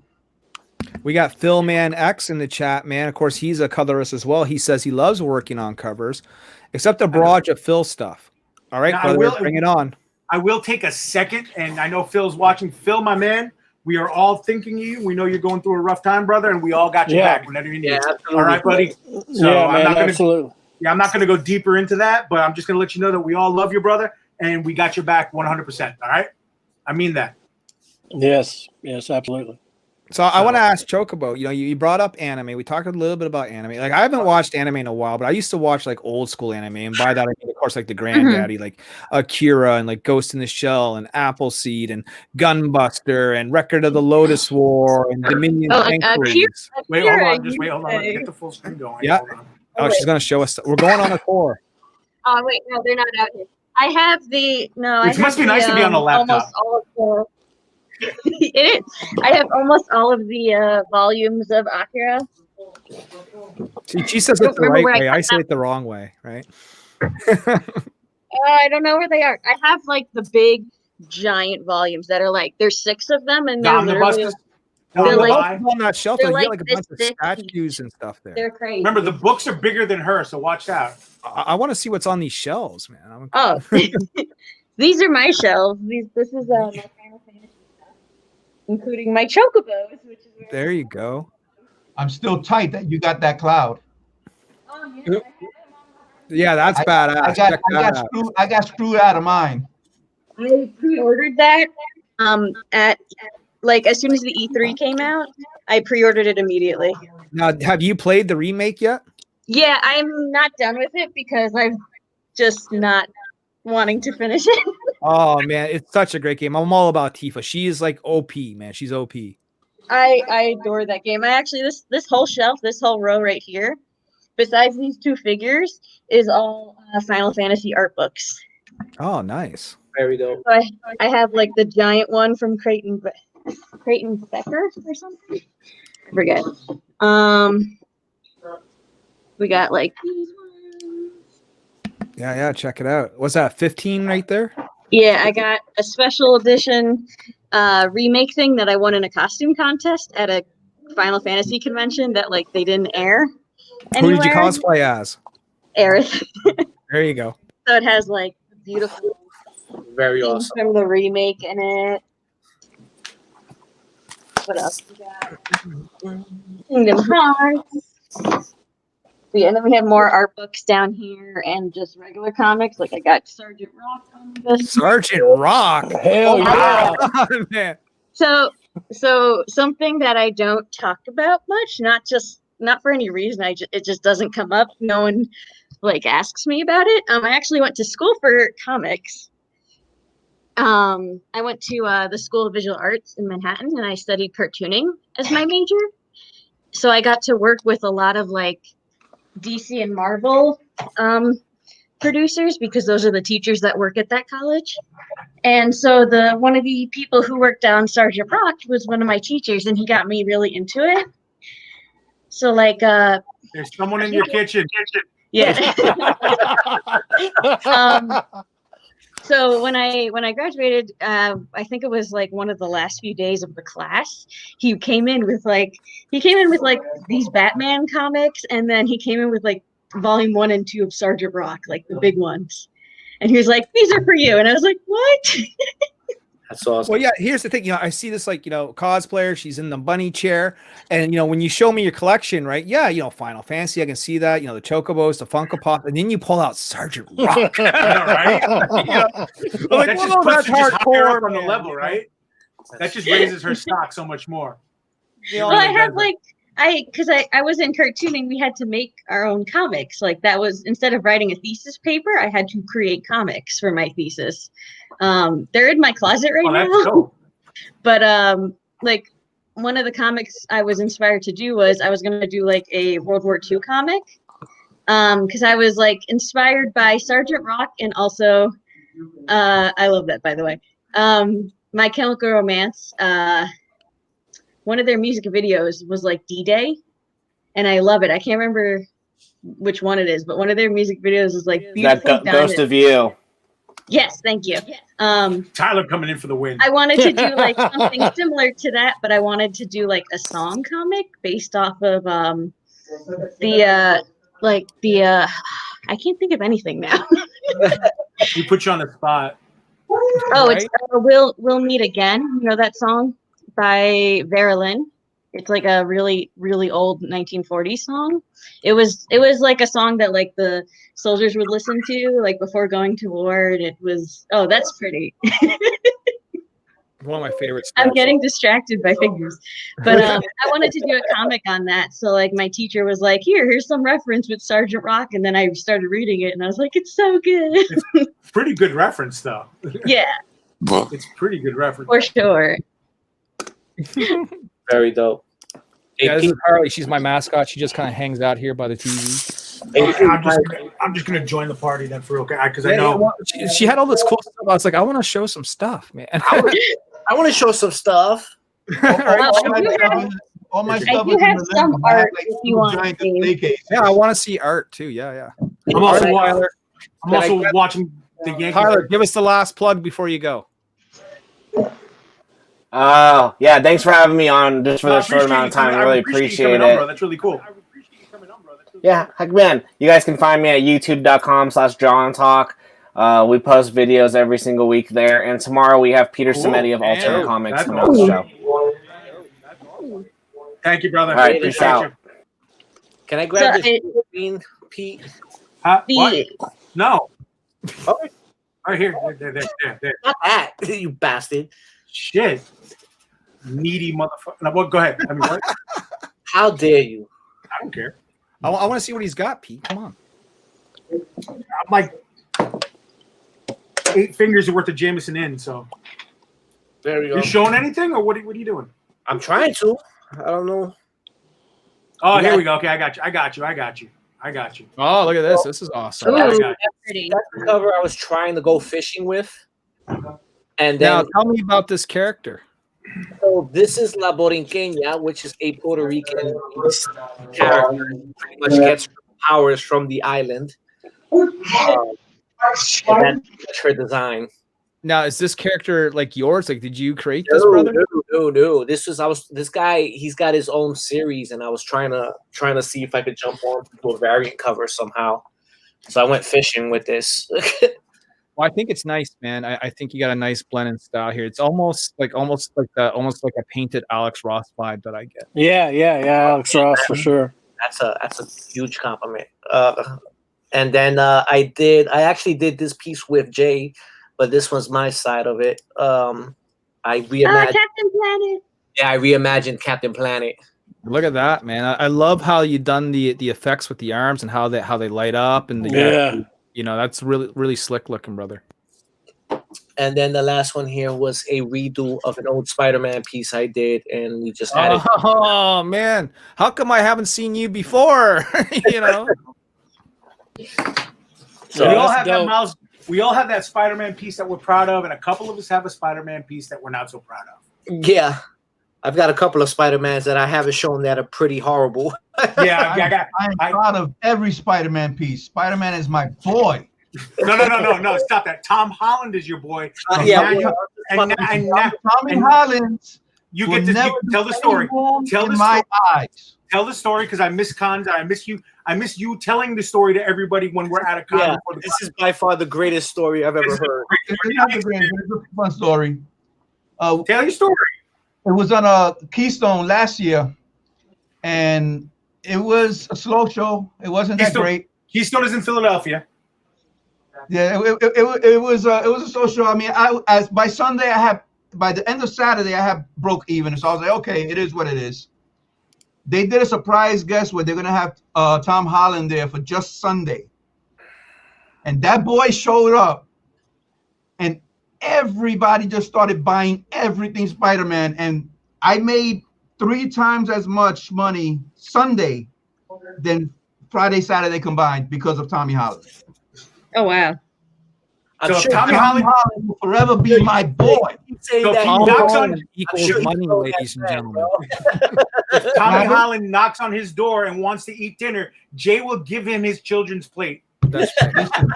Now, Pete, I got another announcement. We got 260 backers now. Ooh, another backer, sir. So can I just say that came because of my show and be Yeah, no, you can credit. Yeah, I can hang my hat on that. Huh? Yeah. What'd you say, Jay? I said take full credit for that. I wanted to make sure it was okay before I did. I don't want to, I don't want to be that guy, but I just want to, it's well. Hey, the truth is, you never know where it comes from, but it happened while we are talking, so I'm going to say it's you. So, and I think the base.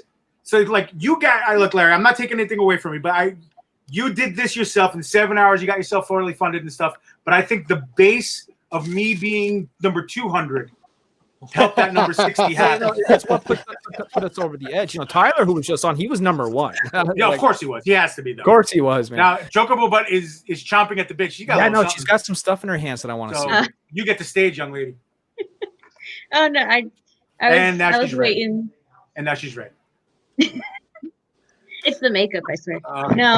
No, I found, so I always wanted to do the Inktober, and I could never commit to the whole month of Inktober. I love that you brought this up. I love it. I love Inktober. I'm not doing it this year because I heard some not so favorable things about the event, so I'm doing other. Yeah, we're going to talk about that. We're definitely going to talk about that, but keep going. Yeah, there's some really, really cool ones this year, and I'm really excited. Yes, there's some really cool ones. And I have a list of the ones I'm going to do. I don't know if you want to tell yours later, but I did all of it last year, and the only way I was able to do it is if I did 31 days of Pokemon in the themes. That's great. So I did Pokemon. So these are my they're done on watercolor paper with I think it was just whatever Indian ink I had on. But we have this one. Oh, there you go. Oh yeah. Yeah, this one's my favorite. I thought it came out the best. But it's also spooky. It's very clean. Kind of thank you. Oh, really is. I don't have any whiteout on this one. I tried not to use it. I tried to be all right, if there's some kind of mess up, then there's nothing. Happy accidents. There you go. And then I did some in color. This was the first one, day one. So day one went all out because why not? And then this was the last day. I was like so tired, and I was like, whatever. That's what happens. No, I never love watched that one. any Pokemon, but that looks like a character you would see maybe from Adventure Time or something. That kind of got that face style, you know. So it's I think it's, if I remember right, it's Leavanny is the name of the Pokemon. It's so. like it's a praying mantis, and I remember getting it by accident in one of the Pokemon games because I didn't even know it was a Pokemon, and I just happened to like evolve the bug Pokemon I had into that, and I was like, "What the hell is this? It's so cool!" That happens with Pokemon. Praying mantis. There's so many now. Yeah, it became one of my favorites, but then this one's my favorite because I adore Mimikyu. Mimikyu is my man. Although He's so sad. Like, he makes me want to cry. Like, he just wants to be loved like Pikachu, and he's so cute. No. His whole story is sad. But yeah, those are like some of my favorite ones. And then for the gamers in here, I thought you probably will understand the reference to this one. I was a big the Pokemon Stadium fans, and the Lickitung mini game is like one of my favorite mini games. You have to lick like this food going on a conveyor belt. I think it's supposed to be a sushi conveyor belt, and like if you get the wrong thing, he turns like green and starts like screaming and running around, and then you can't collect anything, and you have to try and collect the most. It's just fun. That's fun. I got something to show her because she talked about Aerith. This right? is my boy right here. I'm a magic card. Oh, that's beautiful. That's So this it's so pretty. Goulard, who is a Canadian artist that just lives down the road from me, but he was the first artist to do an Nyobi cover ever, right? Just a local boy, and like he is phenomenal, man. Like, look at this. You know what I mean? that is dope. That is amazing. It That is really, really beautiful. And he I just love did that. I was at his house. I was helping him put together his first ever Kickstarter because he's doing an art book. And I was like, okay, I'll help you build it, man. And I got a whole portfolio here, Pete, of like original art. And your art is in here somewhere. Yahoo! I love to hear that. Now, Choco mentioned Inktober. Has anyone else heard the drama behind Inktober this year? No, man, fill me in because I have a, and you know what? I shouldn't say it. I was gonna say I have a hard time seeing drama about a thing like Inktober. Well, You know, it's 2020 and just drama's everywhere, so nothing actually surprises me. Right, now. exactly. I know he like. I think the honestly, issue. I didn't care. So Yeah, I just think like, the issue was that he's copywriting. He copyrighted the name. Jake Parker invented Inktober. Yeah. He copyrighted the name, and then cool, okay, great. It was your thing. You want to make some money off of it, cool. But then people who drew, like, let's say you finished the month, and then you wanted to put a book out of your own Inktober drawings. They're your drawings, but you wanted to put a book out, right? Oh, that's pretty. This is very first art that we ever did. Like, you know, we didn't even have a logo. We didn't have nothing. This was done by the same guy that did that Aerith picture. And Pete, you can just keep talking. I'm just going to, you know, put something on the screen. No. Take me off the screen. I'll be miniaturized. So whatchamacallit? So when the artist put out the book, Jake Parker sent them a cease and desist. Damn. And it was Inktober's mine. You're not allowed to make money. Only I'm allowed to make money off Inktober. And that pissed off a lot of artists who were like, wow, this was fun, and you just made it not. Yeah. So, you know, a lot of people are saying boycott Inktober, and like Chocobo was saying, do your own stuff. there's I call it variants of something about Inktober just to get around it. Right. Yeah, exactly. I have a whole highlight on my Instagram for some. There's Drawtober, which is like. Where is it on your Instagram? Where is it on your Instagram? It's in the highlights. It's called October. Yeah, in the highlights. There's and then Gene Simmons got wind of it and bought up all those copyrights. Wouldn't surprise me at all. That's a good one, man. Wouldn't surprise me at all. I think the one that's probably the coolest is Drawtober because Drawtober's the one I like. That one, instead of you having to do 31 drawings, which is very hard for so many people. It's 1, 2, 3, 4, 5, 6. It's 6 drawings spread out through a few days. So it's more than enough time for you to be able to take the theme. Yeah, that's the schedule for it. You know, and draw something. And like the Drawtober themes are pretty cool. you got Carvings, Wicked Apothecary, Midnight Feast, Folklore, That's Ancient Rituals, and Harvest Festival. So I feel like if you wanted to, those themes could make one long comic even for October. You know as a what? theme. And I've never done one of those like October type. I should probably do it this year. Look, I'm Yeah. going to tell you, in October, I've done all of them. First off, I've done them all, and they're great. They were fun, entertaining, really, good practice. I started doing June Tune last year because Brendan, the other half of Fat Guy Inc. was doing June Tune, and I did June Tune this year. I'm going to tell you, it becomes the first couple. You're like woohoo, wah, and then once you get five, And then or you're six, like, once you get 5 or 6 in, it's like goddamn. Like, what's a really cool one too is August has Smogust, which is dragons. Keep that all up, month. Larry. Keep that up, Larry. Put that back because that's dope. That's really cool. Done by a guy named Francisco. God, it's an Italian guy. He's done like Batman. He's done like Black Beetle. He's like a legendary artist, and he was like the first ever to do like a Nyobi commission, like at a con. It's pretty dope. That is dope. But yes, like, and you don't the thing that's cool with like that was cool with Inktober because like they had like just a theme, but like these other ones that are out that you can also do in October, they don't have themes. It's just like one is Sketchtober, so it's like 31 days of sketches. One is Kinktober, so like 31 days of kinky things. There's Monstober, so like 31 days of monsters. There's Witchtober, Spooktober. So like you could just pick the ones that you're like, and you're like, okay, I want to do like, you don't even have to do 31, but you could be like, I'm going to do some of each one and be like, all right, one day I'm going to do a witch. Now I'm going to do a monster. Now I'm going to do something spooky. And it's like, it's fun and it gets you creating and maybe doing something that you normally wouldn't be drawing or inking or painting or whatever. What happened, Raj? Roger's making his down. Jim O'Reilly, he's going to be on here in a minute. Oh, yo, this one's too big. I can't take this one out. Can you send them the link, Raj? Because I think that I already did, brother. Dope. Thank you. Well, we're gonna give Larry the con here for this one too. I like that. That's sick. That was done by the same guy that did the Earth one. This was like the concept for the first ever Nyobi cover. We changed it around a bit, but that was what it was. That's dope.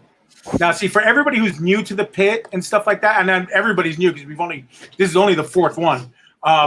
This is what we're about: hanging out, sharing each other's stuff, talking about talking about all the stuff that gets us going in this industry, in this life that we've chosen for ourselves. Well, you guys are seeing never before sort of seen stuff here, like just from my personal collection, and we get to see never before seen shit. That's what's cool.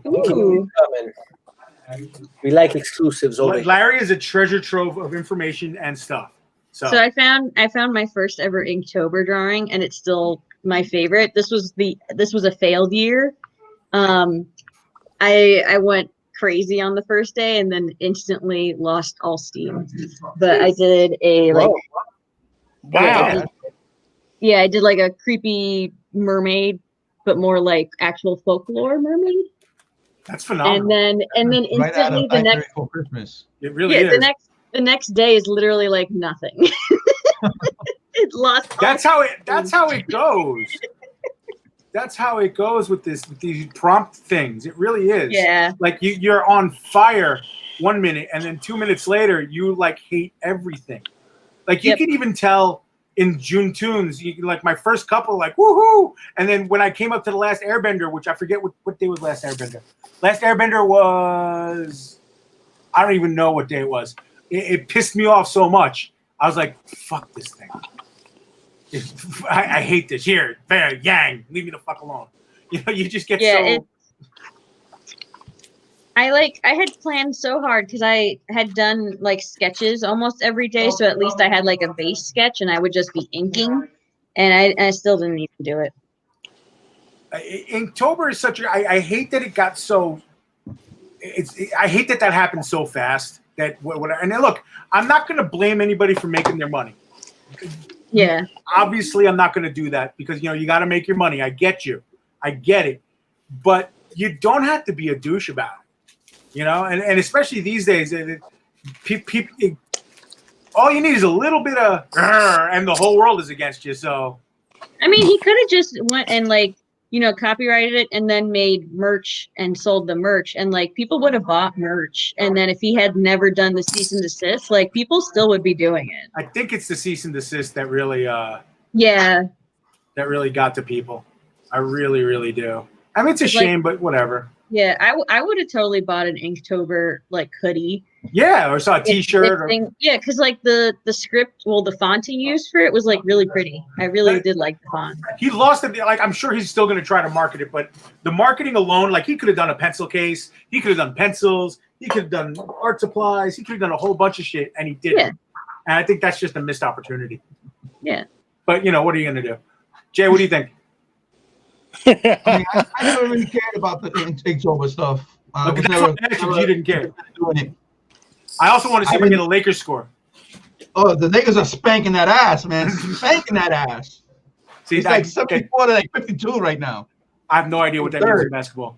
Now there's this little unknown artist, we don't know who this guy is at all that did this, you know what I mean? Scumbag artist. Right? Scumbag artist. Whoever did that is a hack. Yeah, hack. And you're a hack. Scumbag artist. It's so cute. Yeah, I love it. Done by Pete's Pit, and of course we even have the shout out to Mojo Rising right there. There you go. Woo! Right? That's awesome, man. I was in a live, and then Larry popped in to say hi, and he's like, "Oh, hey, you're doing sketches?" I'm like, "Yeah." Oh, you gotta do Nyobi. Jim O'Reilly. Jim's a beast. Jim did this. Absolute monster. Wow.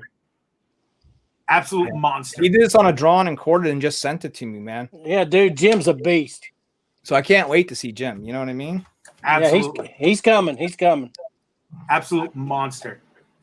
That's just like you can't see them, but behind here is like the turtle print he gave me and stuff. And there's like there's a bunch of things in this little slipcase, but he gave me a few stuff. Yeah. It's scary how absolutely talented he is. So Larry, I've got our composition here. I'm gonna send you a book if you PM me, which I'm waiting on. You haven't PM me. I'll probably do that after the show, brother. I'm gonna come on your show. Mm-hmm. Let's do that. Wait, tonight? No, not tonight. Hell no. I'll be too drunk by then. Later tonight. Just give me a free pass. You got a free pass. You can come on anytime you want, brother.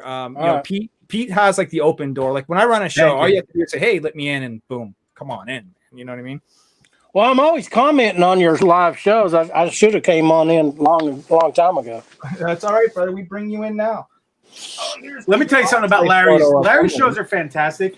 First off, they're great. The conversation is great. And I know this is weird talking about somebody else's show on your show, but that's what the pit's all about. It's about all the love and spreading it around. If you can catch Rebel Gaming on Twitch or when he's on Facebook, if you can catch it, because it's so much. First off, it's fun. The conversation's great and lots of entertainment. Talk, engages with everybody. But goddamn, the production value. The production values are insane. The intro before the show is fucking epic, man. Fucking epic. it's. I do my little intro video and I'm like, yeah, this is dope. And then I saw his freaking show. Like, fuck me, man. I was so proud of the 30-second little intro video I put together with music that I got permission to use and blah, blah, blah. And then I said, oh, Larry's on. Wow, I'm yeah. Larry takes it up to here, man. It's like when you go to the gym. The problem is the guy with the Dunbar. But the problem is that you speak of music, and the music that you ran at the top of the show, I was like, oh damn, that's a good jam, man. The problem is I use copyrighted music and I get struck all the time.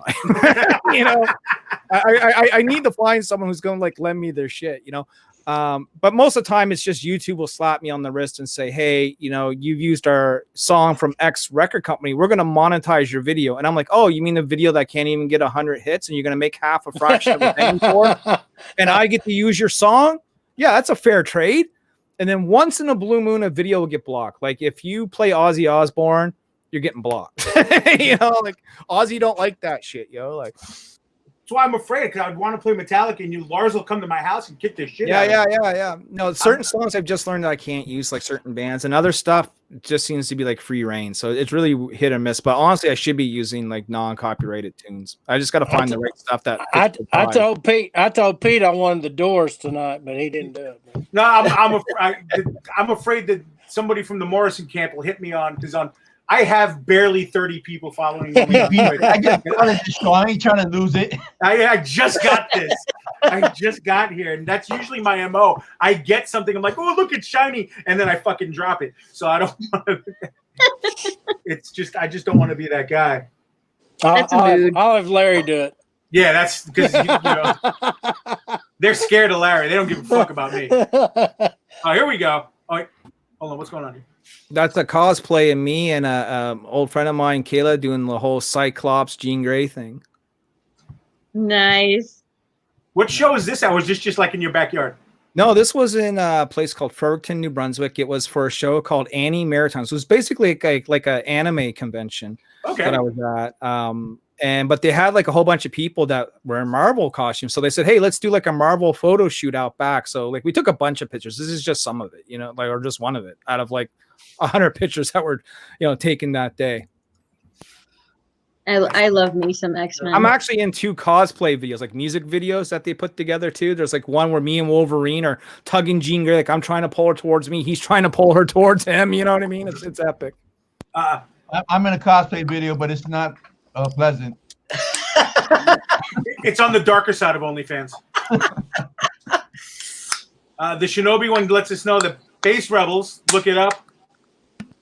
He uses their music for all his videos. Talk about a great artist. That's him right there. He's done so much fan art. And he's got like a very cartoony, almost manga. So almost like what you saw on Just, but slightly. Is that the Robotech stuff that I've been seeing? Yeah, man. Yeah, man, that's good stuff. That's good stuff. And you know what? At this point, if Shinobi one wants to come on and show off some of the stuff, because I know the Robotech stuff has been pretty cool. As we wait for Mr. O'Reilly. Yeah, I don't know where'd he go. As we quietly wait. Now, Larry, you're talking X-Men. I know Chocobobutt, you love some X-Men. What got you going with X-Men? Art Adams. Was it Art Adams, man? So like I was probably 12 years old and I saw like X-Men Annual 10, and it had like, Art Adams, big cover, Wolverine, everyone on it, and I was just like, I'm gonna read that, and I bought that because I was big into Spider-Man because of the 1960s Spider-Man cartoon was in syndication, right? And so I was a 6-year-old kid, I was watching Spider-Man, and you walk into like a convenience store and you see a spinner rack and there's a Spider-Man comic. So as a kid, what are you gonna do? You want Spider-Man, right? So that's how I got into comics, and then the X-Men kind of came shortly after that because I was watching Amazing Spider-Man is Amazing Friends, you see. I remember that. X-Men happened to guest star on one of the episodes, so that's what alerted me to the X-Men. I'm like, okay, cool. So I started buying the X-Men, but it was Art Adams art that really got me started. As like, collecting comics. Before that, I was probably buying like Archies and stuff and didn't care. But, as a comic book collector, like putting these things in bags and boards, looking after them, kind of getting serious about it. That's kind of when it started. Joker, what X-Men books got you going? Or what X-Men stories? Or was it the cartoon? Because I know that there was that one X-Men cartoon that was fucking dope. Well, I was into it long before the 90s cartoon. But, I mean, there was Fall of the Mutant storyline. There was the Mutant Massacre storyline. Of course, there was the whole Phoenix storyline. They did lots of stuff with the Brood that was good. If you want to get more recent, there was Schism. There was the divide of the team when, Wolverine took his crew and Cyclops took his crew. That was some good stuff. But Chocobo, what got you going? What got you going with X-Men? Days of Future Past is another classic one. I mean, they all got me going though. That's the thing, I was gonna see what Chocobo got because she said the X-Men too, so I want to see what she got going on with it. Could I share a screen? You can do whatever you'd like. Absolutely. Let me see if this will work. Larry, could you send a link to Shinobi? Will it work? I just copy and paste it? Like, yeah, absolutely. Is it sharing? Oh wait. Yep. Share screen. Hold on. I don't know if it's working. It'll tell me. I don't know what I'm supposed to press. All right, Shinobi, I'm gonna personally DM you in Twitter with the okay. link. So, oh no, that's not X-Men. You'll say share screen, then it'll tell you what if you have a tab open or if you want to show your whole screen or whatever you want to show. I want this. Oh, okay. All right. There we go. Thank you. So my favorite X-Men is Pixie. And sadly, they don't use her to her potential. She's so fucking cool. And she's almost never in any like major stories. She has like her 160 Strikes Back, but like that's kind of it for her. She's in like she appears randomly, and they've hinted at her in the movies, but done horribly. Because they're like, oh, it's a my name is Pixie, and it's like, no, you don't look anything like her, but okay. Like you don't even have pink hair. You're not even like. You don't even have like the creepy eyes, and your wings don't make people hallucinate. She has feelings about this, guys. Yes, I don't mind if like when people, when you bring the movie character, when you bring a character to a movie and like they're based off it, but not the character. Like just change the name. But like if you're saying this is the name of the character, at least have them have their defining characteristics. Like I don't care who the actress is, but at least have her have pink hair. Everyone can pull off pink hair. Like so it's interesting she brings up Pixie. So Pixie is a relatively, like to me, she's been around for a while, but to me, as an old guy, she's a relatively new X-Men. She basically started off as a student. And then she had a whole storyline that involved my favorite character, Magic, with the Soul Sword, right? Yep. And Magic has stolen Pixie's soul or part of it. Now she brought up Pixie Strikes Back. Yes. Here's Pixie I own that too. Now these are signed by Stuart Inman and his wife Catherine. I met them at the East Coast Comic Expo. They were tremendous people. Great little series. Oh, I love that. So yeah, I mean, I thought she had such a cool story with like her whole family background and how she's like it's stuck in that story of like good and evil because like she can easily go the evil route like some of her family members go, but she's stuck in that like what do I do, what is best for me, and that's like what Pixie Strikes Back is about, is like her figuring out like all right, I'm gonna find my neutral ground between the good and evil pulling me apart. And then like you have Pixie Strikes Back and then you see her like randomly in some other stories as like a background character and then never anything else. Why did you make such a cool character and not use her? You might have it, you might not, but one of the best stories that ever had Pixie in it was like in just the Uncanny X-Men, and you'll know it when you see the cover because it's Pixie being carried by Cyclops after she's been beat up, right? Yeah. And it's done by Greg Land, and in that book, basically, it's like mutant haters basically trash Pixie, and then Cyclops comes to her rescue. It's so awesome. Like, see, like because in the comic, she's kind of used when Nightcrawler is not around. They'll be like, oh right, we have Pixie because she can teleport, but she can't teleport as well as Nightwing can. Nightcrawler can. Like he's like master teleport, and then she's like, I can kind of teleport, not as well as him. So like they only really bring her up when they don't have Nightcrawler to teleport people. They're like, oh right, we have this character. She's like one of those. But I definitely got into X-Men because of the animated show, like the 80s animated show, or 80s, 90s. Gotta be 90s. 90s, yeah, the 90s animated show. And then I watched Evolution. There you go. See, this is why I love my show, because everybody gets to talk about cool stuff. It's funny that you guys mentioned X-Men 80s, because there was an X-Men 80s cartoon. It came out in 88 or 87. I think that's the one I'm thinking of, though. And it's like a one-shot pilot. Never went anywhere else, right? And Wolverine had the Australian accent. Oh, I remember that. Cyclops was voiced by the guy that played Duke in the G.I. Joe cartoon. You know what I mean? Michael Bell, I think his name is. Yeah. Shinobi Raccoon coming in for the save. Welcome to the show, Shinobi. It was early 90s. Yeah, I watched. It was the early. Welcome to the show. Now we were chatting about your art style and stuff like that, and I remember because in a message group that we're in, you've been doing some Robotech stuff, which is my wheelhouse. I adore Robotech, and then we're going to share the screen there so we can get a kind of peek and let you run that and explain what you're doing with your reimagining of Robotech.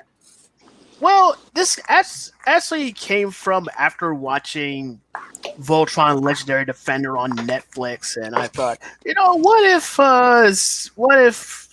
there was a similar reboot with Robotech or Macross, depending on who you are, because Robotech's got like 3 sagas, and I'm not that familiar with the other 2 sagas. Right. Macross is pretty much the one everybody that likes Robotech knows really solidly. Yeah. Yeah, Macross is good. It's very good. Yeah, The books good. are phenomenal. Yeah, there are probably gonna be some people out there that's gonna want to rip me to shreds because I'm using the Robotech days, but that's just to keep everybody on the same page. I like what you're doing here, though. You're giving them a different view. You're kind of freshening them up and now hopefully somebody who doesn't know anything about it, somebody younger, I guess, would turn around and go, "Hey, check it out. What's this? It's Robotech. Well, let me go check it out." And maybe they'll go check out the old stuff. Robotech is my gateway into anime. Oh, absolutely. As a kid, like there was a few things that had an anime feel, and Robotech was certainly one of them. And like the old classic Voltron, had that as well. And then I'll date myself even further. Like at 6 a.m, Astro Boy used to come on. You know what I mean? Robotech, Battleship Yamamoto, Star Blazers, which is the same thing. G-Force. G-Force. Remember Saber Rider? I don't know if anyone remembers Saber Rider. For me, if I kind of remember that. All this, there was actually, I remember one Otakon one year when they were still in Baltimore. I walked into a ballroom because I was tired and I wanted to charge my phone, and I looked at what was in the room, and it was a marathon. They were playing everything Great Mazinger from the very first thing chronologically till the last movie that had just come out, and I'm like, wow. Didn't they just remake that Great Mazinger? Isn't there a remake recently that just came out? There is a recent remake that came out not too long ago. Yeah. Because I don't think I remember ever watching the original, but I remember seeing like the trailer for it's a remake, and I was it's been around for a trillion years. It really has been. My oldest would be Rose of Versailles, but I don't know if you guys watched that because I was like more shoujo, really old shoujo type anime, girly shit, older than Sailor Moon shoujo. Yeah, for sure. Rose of Let me see. I want to say it's 70s. I'm blowing up robots and demons and shit. The Rose of Versailles is about a cross-dresser. And we're losing Angel completely right now, so it's okay. 79. That's always okay. No, it's okay. Stay muted, Angel. Stay muted. Cross-dressing before Yellow Dancer made it cool. Yeah, so Rose of Versailles is cool, and I wish it got as much love as Revolutionary Girl Utena does, because it's very similar in that you have this female character who's kind of androgynous, who to save the people they care about will cross-dress as a man, because that's the way that's the only way they can get shit done, basically. And that's what Rose of Versailles is. It's about a woman who was kind of raised to act more like a man, and so she dresses as a man, and her name is even Oscar, and she becomes the protector of Marie Antoinette. Are you taking notes, Angel? It's really cool. But I want to say about the art that you have on the screen, I love this because it looks like if Robotech was on Cartoon Network in a remake, that's the art style that this would look in, and I love it. Yeah, Voltron Legendary Defender had a similar aesthetic. I think so. Yeah, I'll agree to that. And that's kind of what sparked my interest in kind of trying to redraw the characters from Robotech that I'm familiar with. Here we have Minmay. You gave her the schoolgirl vibe, which I really appreciate, because it was hard to realize that she was 16, 15, the way she was. I mean, granted, it was early 80s, late 70s, but I'm glad you made her in the age where she belongs. Look who's here! Look who's here! We got celebrities in the room now. At this point, we're gonna let Nyobi finish up, and then I kind of figured this that. I mean, as you know, pop singers, especially Japan, have many different shapes and forms. So I figured I figured a schoolgirl aesthetic would fit her more than what she wore in the show and in the Do You Remember Love film. You nailed it. Absolutely. Love, love, love. Robotech is one of those franchises that they keep talking about bringing back, and we never sort of see it. There was lots of talk about a Robotech live action movie, which before they really couldn't pull off because it would look too CG, wouldn't look right. But now you look at things like Pacific Rim and stuff like that, where you go, okay, this actually could be a feasible thing, and I would actually love to see a Robotech live action film. Yeah. If you took the team of Ready Player One and Pacific Rim, I think you'd actually have a decent anime film. I don't want to talk about the Ready Player One movie. Well, no, because I'm talking about the scene with the Gundam. No, I know. You know what it is? It was just well made. The book meant so much to me that movie really made me feel bad. But no, you're right. You're absolutely right, though. Well, how about this? The creative team. Yes, you nailed it. Absolutely. The art team of Ready Player One and Pacific Rim together. Oh, it would be great. But at that point, you probably need. No, you're right. Absolutely. They should make like a Gundam or something. That would be great. Or even find the guys in Japan that actually built a Gundam. That would be cool too. They're actually building a Gundam model for it's working over there. It's working. It's like doing stuff now. It already feels. It already walks. Does stuff with the fingers. It's all sorts of weird, crazy shit. It was supposed to fight a Gundam that America built, and I don't know how far America is on their Gundam. That was the whole point of it. It was supposed to be a Japanese Gundam and an American Gundam fight. We're making peanut butter and jelly sandwiches here in America, so yeah. And now at this point, we should be having transforming airplanes. Yeah, well, let's get into it now. Really quickly, we're going to jump over because we've been talking about you all night, Mr. O'Reilly. Oh, hi everybody. And we've been showing off. Showing off your goods and talking about you. How are you, sir? I love that game, Larry. I'm under the weather, but I'm okay. And I'm starting to battle cry. Now, the master. Yeah, I'm telling you, we were looking at some of your pencils and inks and stuff, and it's like, okay, cool. All right, I'm starting to get that Master Kim vibe where it's like, great, cool. I'm just gonna give up then because fuck it, I can't get there. But I want to see him do a Nyobi cover. We can certainly probably work that in somehow. Yep, he's ever Look at me sell Jim. Just now we're gonna retread some stuff really quickly, Jim. As far as art, so I know we saw your stuff on Mojo. We've seen a bunch of other stuff. There we go. We'll use that as a frame of reference for us real quick. What got you drawing? What juiced you up to get you go drawing? I fell out of the womb with a pencil in my hand. That sounds familiar. I got to be honest with you. Just kind of, I just kind of picked it up and I put it down like in 90s, and then last 4 or 5 years now I picked it back up and working full time, doing part time. So. The art is coming out slow but deliberate. Yeah. It's coming out though. Now, did you have any big influences art-wise? Yeah, I mean, of course, I'm going to name all the usual suspects. Frazetta, that's fine.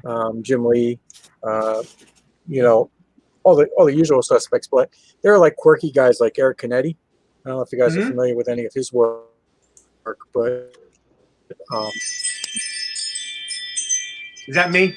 So I'm eclectic. Tyler just made another sale. Oh, I was about to say. Hey, we've been hearing all kinds of weird chimes all night. Seriously. Now, Jim, what are you wrenching on right now? What are you like? What are you putting together right now on the board? And I know you said it comes slowly, but that's okay. Let me open up. Give me a second. And yeah, good do your thing, man. He's doing the origin story for Mojo Rising. Okay, there you go. You got your hype man tonight. Okay, perfect. Larry's been hyping. That's what I do. We need some of these hype men, bro. This is Yeah, I need somebody working for me right now. I need somebody moving and going and cruising. I'm gonna use Larry for my next Kickstarter. Damn sure. I think we all are. Larry, you can make a nice little side business. Hyping people up, getting We'll people see eating. what we can do, but honestly, don't confuse luck for skill. No, You know listen, what I that's mean? fine. I'll take luck any day, man. If I'll I can take get it. you to, if I can get you to hype Some up would this say luck show, is the skill. right? Trust me, we know a couple dudes where luck is the skill. So don't sleep on that a little bit. Don't lose it too much. You'll be totally fine. But I lost. Seriously though, I need Larry you to do the intro for one of these shows. I think it would be great. And we're doing covers for everybody. I sent you guys Jay's info, by the way. Yeah, I got it. Yeah. Okay, cool. Yeah, we're I also Raj, actually, while we're waiting for Jim real quick, my buddy Lewis, the clay guy, he needs to get. I'm going to send you his info too because he wanted to talk to you to see if you wanted to do a Mojo statue. Oh hell yeah! Well, Jim's doing one too. So, but yeah. So Jim's all over the place. Jim's artiste. Yes, I am. This is the first. Oh, there it is. sculpt. There it is, right there. Yeah. This Mojo. one's going out to Raj. But this one was hard. It was like my first experiment with cosplayer, which is a new clay from That's the badass. makers of. I prefer to sculpt in monster clay, which is Yeah, this is stuff that you would think you would see coming from McFarlane, dude. Like these are cool. I can't wait for the Mojo toys. I want the first one. So one of the tiers when we do the Kickstarter or Indiegogo will be to get a statue. So That's and then dope. this is a Hellboy I did. holy crap. And it's funny, I bring up McFarlane, and I just noticed you got Spawn. Yeah, he's got the one in behind. I saw the small one. Yeah, I actually have the comic book for that signed by Todd, along with my Spawn #1. I got to meet him when I did. Woo, look at that. Let me ask you. When you met him, was he as cool to you as he was to me? Because he was freaking awesome to me. It was great. Like I was tabling at New York Comic Con, and I was able to get to his booth early. And it was like when we first started out, it was like 3 people online. I was like, oh, this is great. So I get in and he just starts talking. We start talking about inking. He starts telling about inking techniques and just going on. And he asked me where I was and whatnot. And by the time I got out and was done with him, the freaking line went around his booth like 3 times. He's one of the few guys I've never heard a bad story about. Like anybody who's met him and spoken to him for more than a couple minutes, it's always been phenomenal. Yeah. I have a similar story, man. Like I got at the show, I had a table in Calgary, so I had my brother watch the table, and so while people were still setting up, I got in line for McFarlane. You know what I mean? Like, yep, that's what I did. And actually, that same year, I got to meet Rob Liefeld, which was. I haven't met Rob yet. But McFarlane was cool, and he will talk to you. It's not like you just get there and it's like, okay, he signs your book and move along. No. You'll have a chit chat. Seriously, you will have a chit chat with him. I got to see him prior to him setting up, and stupid me, I wasn't thinking because what he does is he likes to get there early, and he goes around and he does this thing where he hides little sketch cards around. Like the original art sketch cards around at people's booths. And I was talking to him, and he was asking me and a friend, we were talking to him, and he was asking me, oh, what booth are you guys in? And we couldn't remember the number. I was like, Jesus, of course he was asking because maybe he was going to drop off a sketch card. I would have helped you out by giving you the number. Raj, Lewis says he can definitely make that. All right, man. Yeah. Hell I'll yeah. connect you guys. Yeah, do that. Look at these panels, man. It's crazy. I know. So Danny this from the is collective checking in. Y'all look at that fat boy in the boat. That's me. Yeah, that's right. That is dope. He's about to get eaten by this guy. Look at it. I like the texture on the water. Thanks. That's absolutely ridiculous. And of course, I had a little frog. And these are roughs of the first, next few pages. I kind of find You it can funny. make That's sense what of he any of my calls rough. Right? Thank You know you. what I mean? For sure. Thank Yeah. you. Hey, Glad you said that. Oh no, these are horrible. Yeah. Sure. Uh-huh. Okay, Master Kim. Yeah. Chapter. Yeah, look at that. Nope. Oh, sorry. oh, The colorist Sigmund Torre, he's phenomenal. He's absolutely phenomenal. So he'll be coloring the book completely. Just sent out the cover to be. This cover will be inked by Kevin Conrad, who Oh, wow. who inked for Spawn. I think he did like in the 40s of Spawn. So he offered to ink this. I just sent it out to him probably 2 or 3 days ago. Hey, now Jim, tell Told him him to who. take his Tell him who inked the Gator cover because he's pretty badass too. Oh yeah, the Gator cover was inked by Jimmy Reyes, and Jimmy will be doing Wow. a variant inking on this And one y'all too. know who Jimmy. To send it out to him. So I'll invite Kevin. Oh, go ahead. Yeah, Jimmy Reyes. He's got his page 1 comics that he's starting up, and he's inked for a couple of big names like Dave Finch. yeah. Just Finch. Just no big, whatever. See, that's I love it when people did.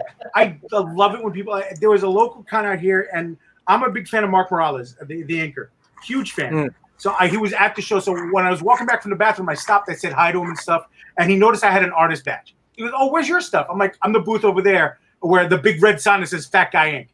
So he's like, "Oh, I saw that. I wonder what that was. I'll come by and check it out." I'm like, "Oh, that's great. Thanks a lot." I walk away. I'm like, he's not coming to check me the fuck out. He's not doing that. 2 hours later, there's Mark Morales holding my portfolio in front of my table. And I'm like, holy shit. And we're sitting there talking about I like your cross-hatching here, which just blew my mind.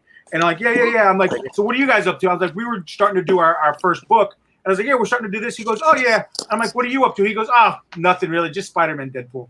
Yeah, nothing really. Yeah, no big deal. No, yeah, you're right.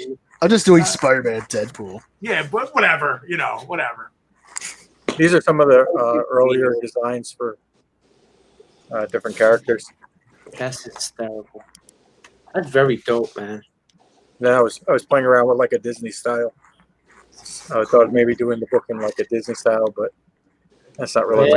I think this works better. Keep going, bro. Because I already quit. Look I've already thrown out. Yeah, I just threw out all my shit. That's my line. You guys are stealing my line. No, that's what we all do. I like we talk about this every week. We all heard of Master Kim, the Korean gentleman who just draws with the Pentel ink brush pen from memory. These amazing things, right? I'll watch him for 2 seconds and be like, wow, that's amazing. 4 seconds in, I'm like, I'm never drawing again. Fuck this guy. Fuck myself. The hell with them. I'm like, I'm done. That's pretty much how I feel about most artists. Yeah, right? I just want to break all my crayons. I just corner and cry. Yeah. Show them the Gator cover for people that haven't seen it. Oh, sure. Let me. See, Raj is Jim's hype man. See, that's why they're a team. That's why they're such a good team. Yeah. So I did this on purpose. He waited for Raj to get a couple beers deep, and then he came on. Oh no, they're under me. Yeah, that's a badass cover. Dude, that cover is fucking ridiculous. I'm sorry. This is the variant cover. I remember seeing that cover, not knowing what it was, and not going, "Damn, that's insane." Yeah, I don't have the with the logo dress on it, but but here's the thing: that sells the book to anybody without any words.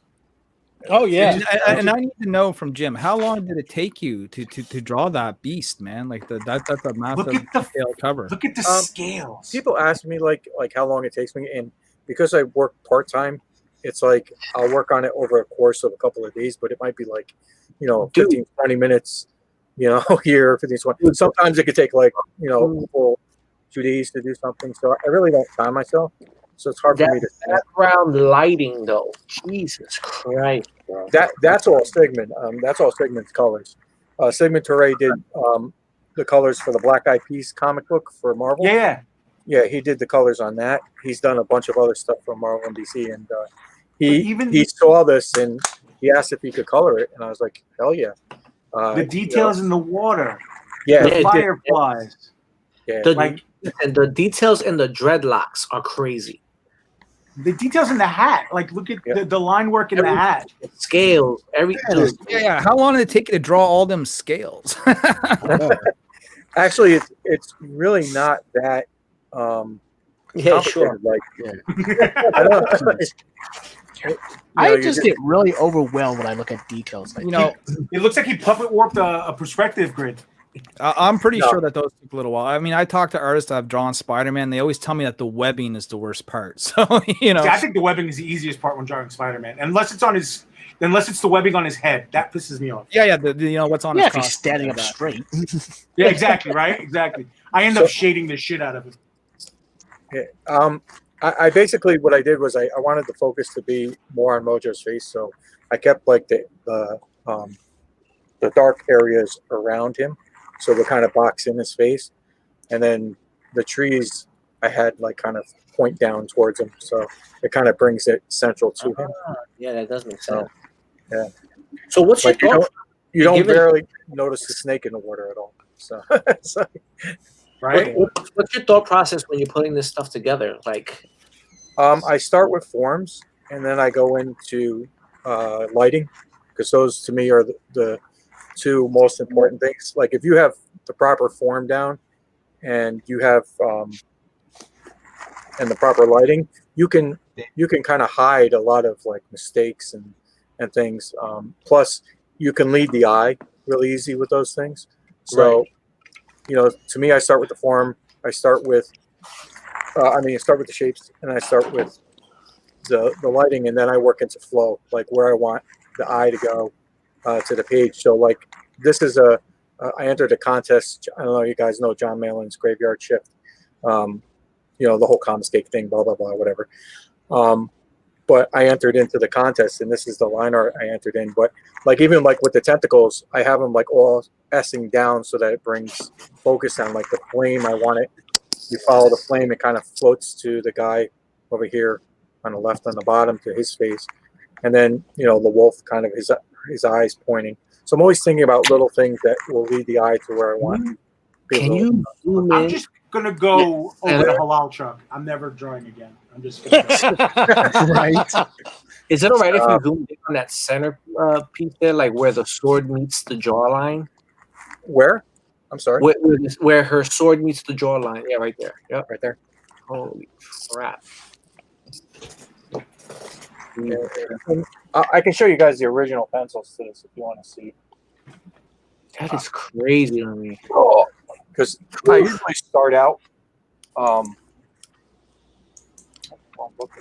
Like this cover here screams to me 90s image style, Yeah, right? Yeah, I get that a lot.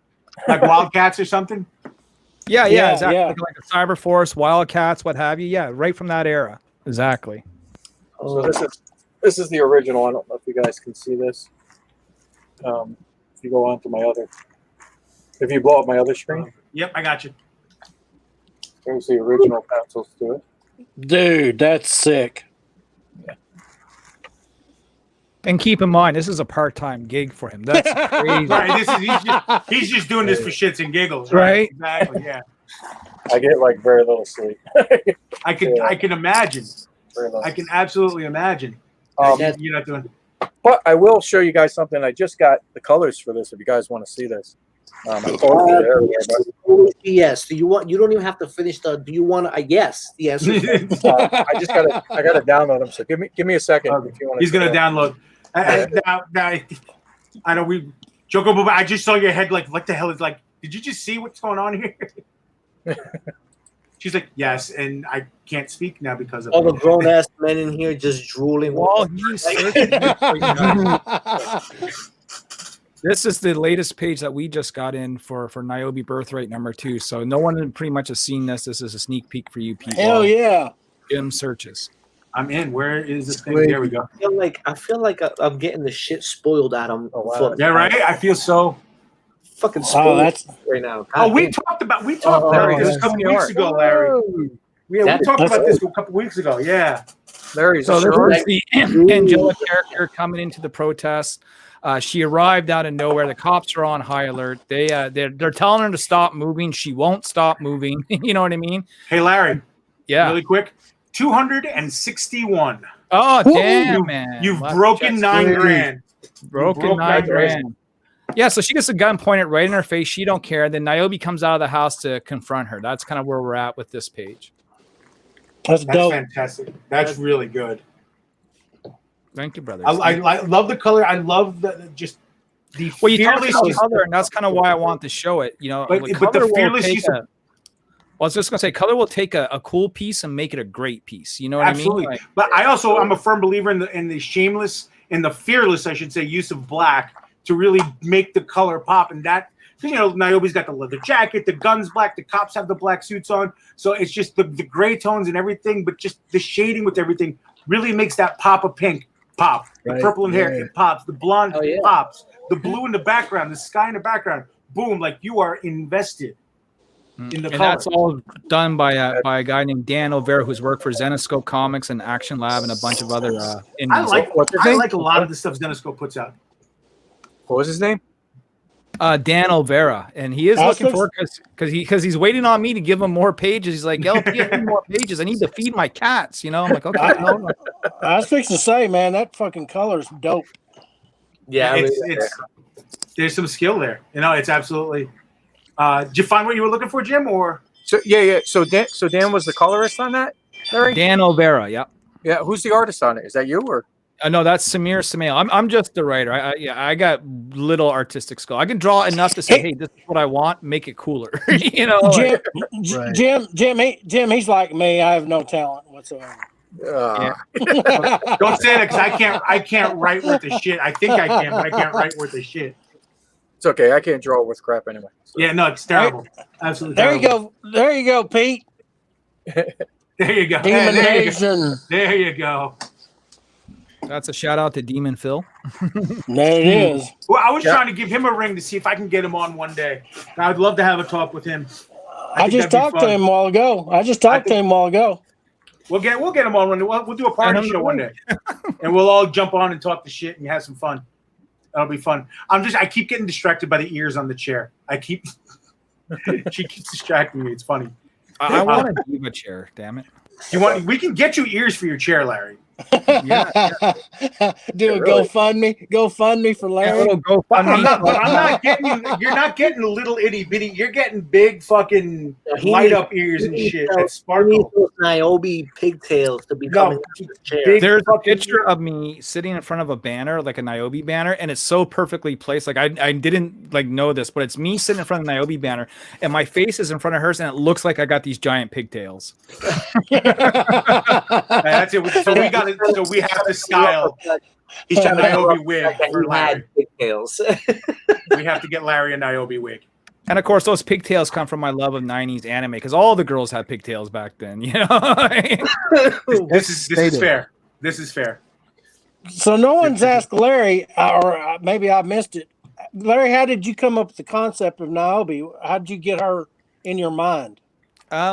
By drawing her and just kind of sketching up. But like I said, she's a cross between Gem and the Holograms, Magic of the X-Men, my love for like late 80s, 90s anime with a cross of Dazzler, like kind of all thrown into one little package of joy, you know. You said you role played her too, right? Oh yeah, man. Yeah. So like I see the Dazzler, yeah. Yeah, the Dazzler, yeah. She just needs the roller skates and she's Dazzler. Mm-hmm. So, but now, did you play that horrible? Well, I don't know if it was horrible, but the Marvel role playing game. Because I had that. That unfortunately, I had fun with it for a while, and then the guy who was, I guess, the quote unquote dungeon master was like, he fell out of love with it, and you could tell. And I'm like, you shouldn't be running the game, then, bro.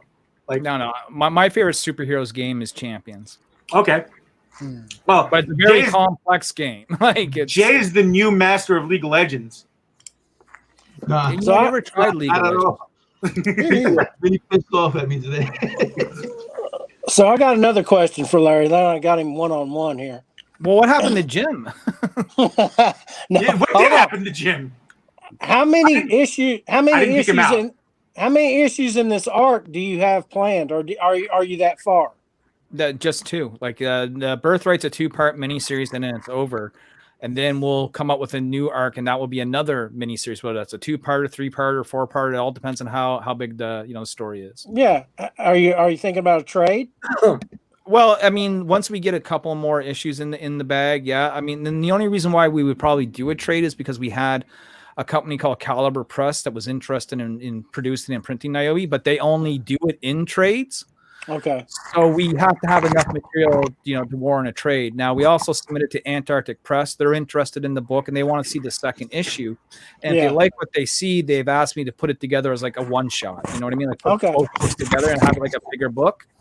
And then they asked me if I was interested in an ongoing series, if I would ever do Nyobi as an ongoing. And I said, hey, if you pick us up as a publisher, we'll do anything you want. Well, yeah, I knew, you know what I mean? Like, well, I follow you pretty heavily, and I knew you were in negotiations or somewhere in there, so I was just wondering.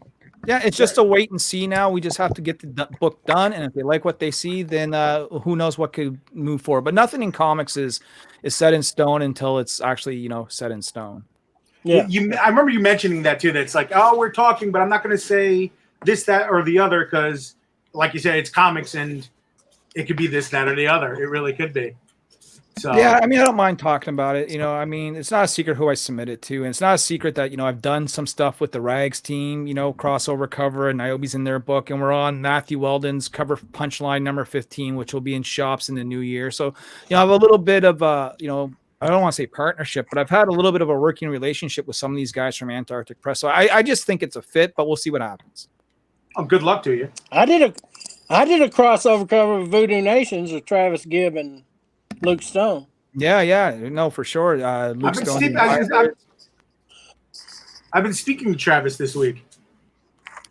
Travis is a great friend of mine, and he's a real super cool dude. I've noticed that he's like really easy to talk to too, so it's really cool. Well, and they've kind of guided me because I'm new to the biz, and they did this crossover with me, and then like I said, Luke wanted me to do a 2-part. Little two-page story with Jim O'Reilly drawn for hybrids. So I mean, they're taking me under the wing, which is really super cool. So don't let people tell you that indie people don't help indie people. Oh no, that's the best part of the community when you this is the way I see it, because I'm kind of still on the outside, and I know Jay and Angel we're kind of still on the outside of it, trying to break in and stuff like that. We're trying to look inside the window. I see people group up with the groups that they want to be with.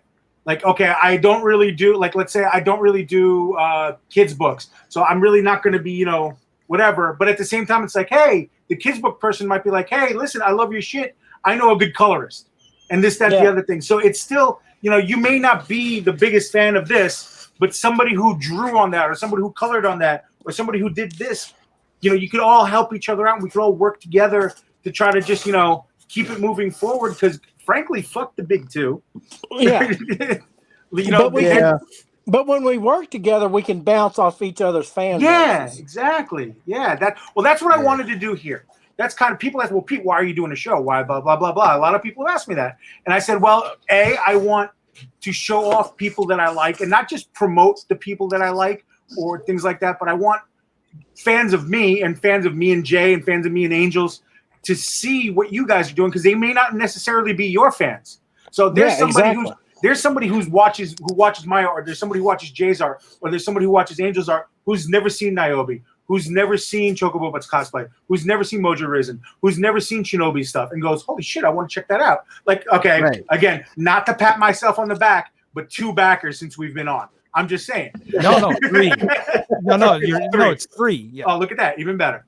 You're gonna need a royalty check out of that one, right? You know what I'm saying? So, and then I feel like some of those funds are yours now. You know what I'm saying? But we'll talk about it later. We'll give it a minute to settle. But at the same time, I also obviously want people to see Jay's stuff. I want people to see Angel stuff. I want people to see my stuff. I want Larry's fans to see Roger's stuff. I want Larry's fans to see Chocobobutt stuff. I want Larry's fans to demand to see Chocobobutt as Nyobi. You know what I'm saying? I want to see. That would be interesting. Larry's already on the boat with that, so I'm not even worried. Oh yeah, I'm on board for sure. I want to see. I want all these things to happen. I would He's love so to see cute. that. I want everybody. I actually have a friend who probably would pull off Nyobi better than I would, but I think I would probably pull off. I forget her the name. angel Ariel. Better. Do I know who you're talking about? Yeah, I feel. I don't know if you do. Do you know? Yes. Scarlett. She goes by, was like, on my yeah, first show. I think Her and Charlie were on my first show. Yeah, I Actually, think she would pull off. Because she does the leather and the whole thing. Yeah. Yeah, I actually see that. I can see that. Tony Scarlett would be a really dope Nyobi. Yeah, because we have some stuff planned together. So also I had myself muted because I'm trying to fix my sewing machine right now, which is why I kept Okay, so going this is homework assignment for Chocobobutt and me. We'll talk about Nyobi to Tony, and then once she says yes, She probably has like some of the pieces of the outfit already in her closet. So once I would be shocked if she didn't. We'll talk to her. It's a very simple costume. Have a cute little leather jacket, a little schoolgirl plaid skirt, a pair of boots. I bet she already. I know she has the a boots. little bit of face paint, and boom, you're Nyobi. Well, she's gonna need a wig. Yeah, she's just gonna need a wig. She's a makeup artist, so she can definitely do the makeup well, and then she's just gonna need a wig. Probably has the boots and probably has a skirt similar because she has that her whole aesthetic of clothing is very like that punk kind of like right not emo but like that like punk style where it's like mostly black too. She's very punk. She's very punk. She's very The Crow. Yeah. So I think she would. I mean, like I'd be happy to be her too, but I think she would pull her off better. I think is the thing. I but think I would she be happy being Ariel. I think she could do my Bayonetta character really well. There you go. We're all gonna have comments. So I'm gonna show all these products, all these characters to my cosplay friends here, and then that's gonna be our homework, and then we're gonna try to get Jim with you guys. Hey Jim, what do you think? She could do Bayonetta really well.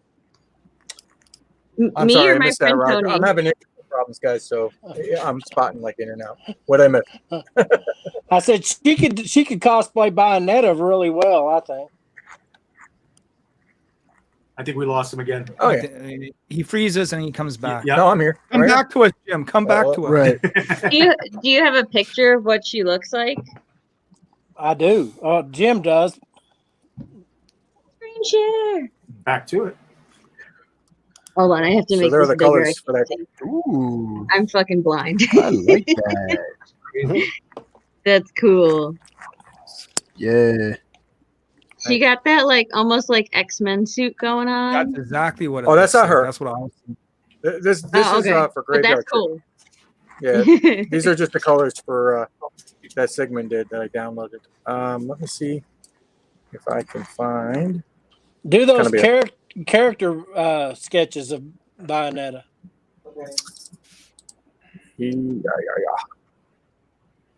Is it Bayonetta like Bayou? Yeah, well, she's a witch. Okay. Yeah. Ooh.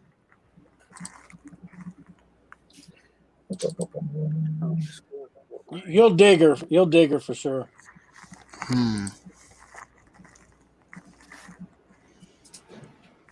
Let's see if I can zoom in. Boosty power. Boosty power. All right, so that's sort of her there. She's doing some Really necromancy right there. her yet. Yeah. There, that's kind of the bee down on the bottom. Yeah, there she is. Cute. I like that. I like. Is that also her with the hat? Where at? Yeah, yes and no. I don't want to give it away. She possesses this young lady here. She gets possessed. Gotcha. Yeah. That's it. You gave it away. Spoiler alert. Yeah, that's all right. Only on the pit. You'll forget by the time I'm done with this book. That last picture on the right of her. She's got the magic haircut. I love it. I just want to say I love that little guy on the side that just goes, "Stop dating my daughter." That's her. That's her father. Nice. Yeah. He's got like the Wolverine mutton chops. Oh, that's what I was thinking this whole time. I was actually thinking he looks like Logan, the original Logan, the one that James Howlett gets his name from. That guy, yeah. Thomas Logan, I think his name was. I can't remember. That works. I blocked it out. You blocked it. That's also fair. Yeah, This is arm ripped off. if you have like later on like a color reference of her, I'd love to see it. Now you don't have to dig it out right now if you don't have it, but I don't because I haven't dug into her character yet. I do. She appears, but Raj does. Raj probably has. She's in the first book. I'll send you one. okay. I like her hair. It's reminding me of like I want to say almost like her face and like the way her hair is almost reminding me of like Vampirella's face, and I'm digging it. Cool. Oh yeah, kind of sort. I can see that. Cool. Bayonetta, tongue in cheek from New Orleans. All right, you can get off my terrible art now and go to somebody who's got some good art. Well, we're all sitting here like, well, we kind of just want to look at your stuff. I'm right. sick as shit. I'm looking at my stuff. Let me. Well, I like how organized Jim's stuff is. Right? You wouldn't get this from me. My desktop is a scary place. Yeah. I try to keep my stuff organized. It just doesn't always work that way. No. Oh, Shinobi, you'd be glad to know that we've hit your stretch goal print, brother. Awesome. Yeah. Ooh, I get that too, Larry. Yeah. Well, we hit 3 stretch goals now because the stretch goals are actually in Canadian dollars. So everyone gets the Shinobi print, the Avani trading card, and the Paul Green postcard. And, you know, Monopoly money for the win. Monopoly money. That's right. That Shinobi print's dope as hell, man. I like it. Yeah, it is. I just got excited.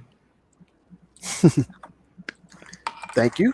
I'm glad I got in at 200.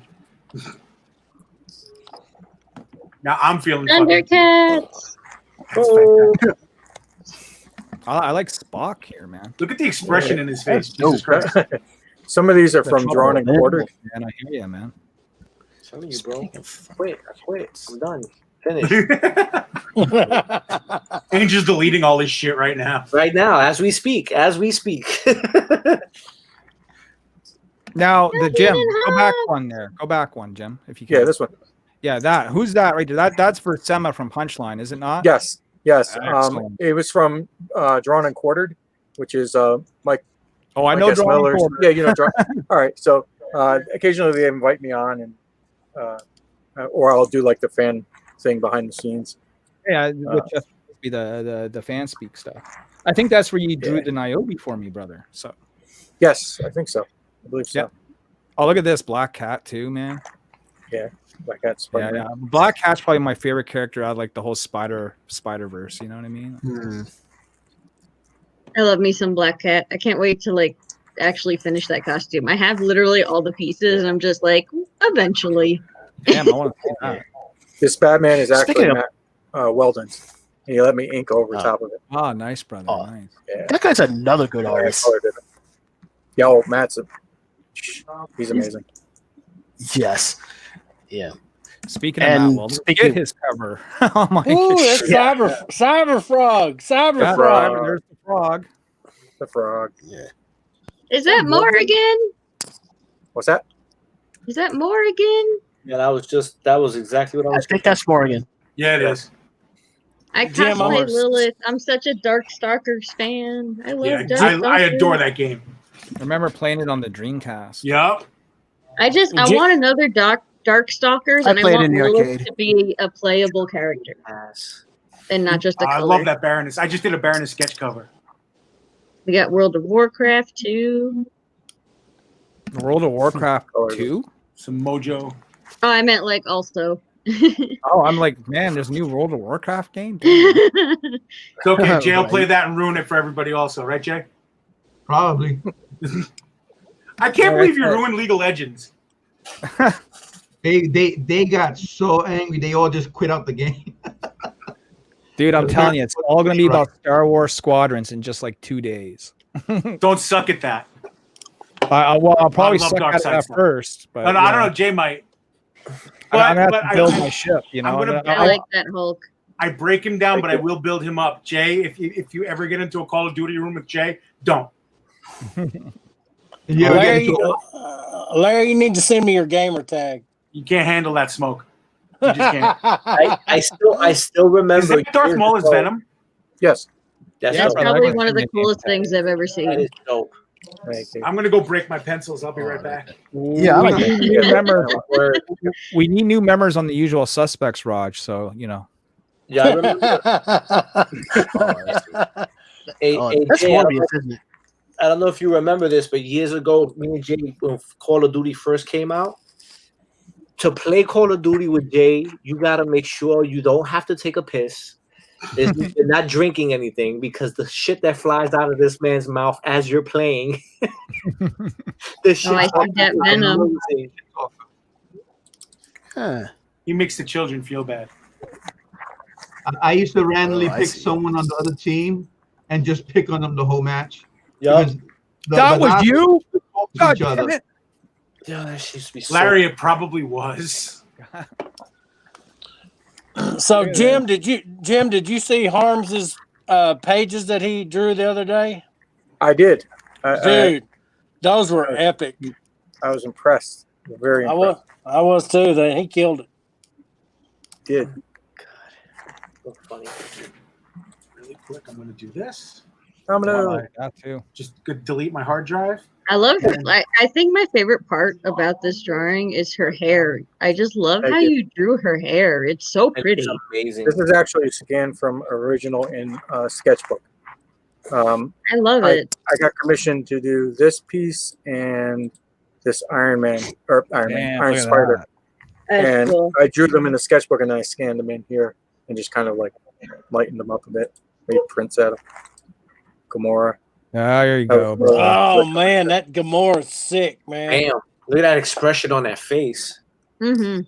Can I tell you, I got wowed by the background. I was like, wow, how did he? Like, Well, I thought the background Perfect was marker. walked out of a Stargate. You know. that's what I I'm love thinking. that. Be right back. He's deleting his hard drive right now. No, don't do that. / format C. You know. Right.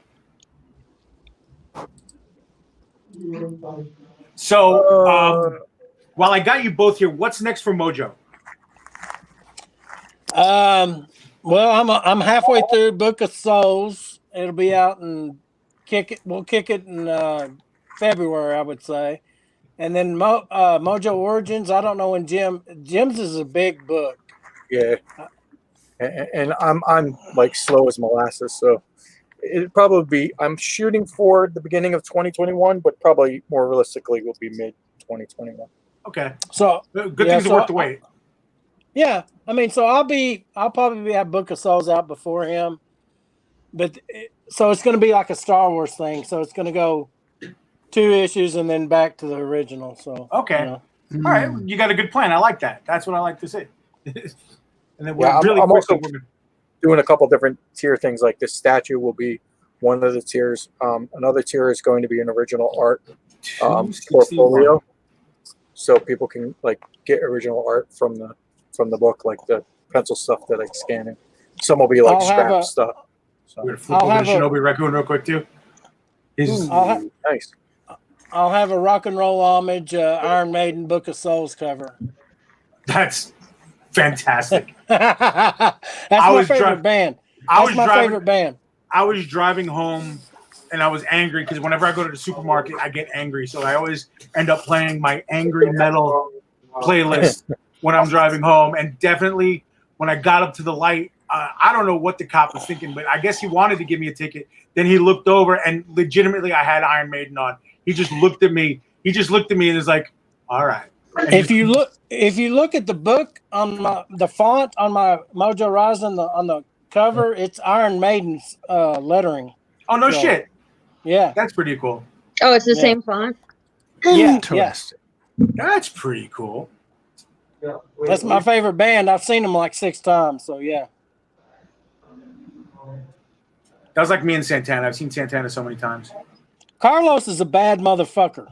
Dude, let me tell you, he made the rain stop. Yeah, Out here on Long Island, there's an amphitheater, Jones Beach Amphitheater. It's right on the beach and it's wide open. Okay, it's outdoors, and it was raining. It was right about a month or two after Jerry Garcia had passed away, and we're watching Carlos Santana in the rain. I'm mangled out of my face, just whatever, having a great time. And they were best friends, so he started talking about Jerry Garcia and about how how Carlos is all spiritual and shit. So he's talking about how he's with the stars and the universe and the shit. And my buddy elbows me, and I'm like, "The fuck is wrong with you?" He goes, "Look up." I'm like, "It stopped raining." He goes, "No, but look." And like the moon was like out and shit all of a sudden. I'm like, "Okay, brujeria. All right, cool. All right, Carlos. I'm not gonna. It's Carlos Santana. What can you do?" Yeah, I seen Carlos in Tulsa, Oklahoma, and he blew my mind, man. He's fucking awesome. The man is ridiculous. I got lucky. I got to see him. The Roots opened. Then it was Santana. Then it was Dave Matthews at Giant Stadium. Yeah, Dave Matthews ain't no joke. He puts on a show, but the best part about that was he called up Santana, and they did like a half-hour set at the end, and it blew my fucking mind. I mean, at the same time, I was also, I never got to see Jerry play, but I seen Dead and Company twice. Lucky enough, towards the end of his run, I've seen Jerry. I saw Jerry once. Yeah, Dead and Company put on a good show. They got their shit together. All right, ladies and gentlemen, it's 11:45. I thought it was like 9:30. I really Time did. flies when you're screwing around. Time flies when you're screwing around and having fun and having a good talk with good people and talking about the things that we love. This is a good time. I bet everybody wants to go to the bathroom, grab a bite to eat, walk the dog, and all that stuff. So we're going to do our roundup really quick. Yeah.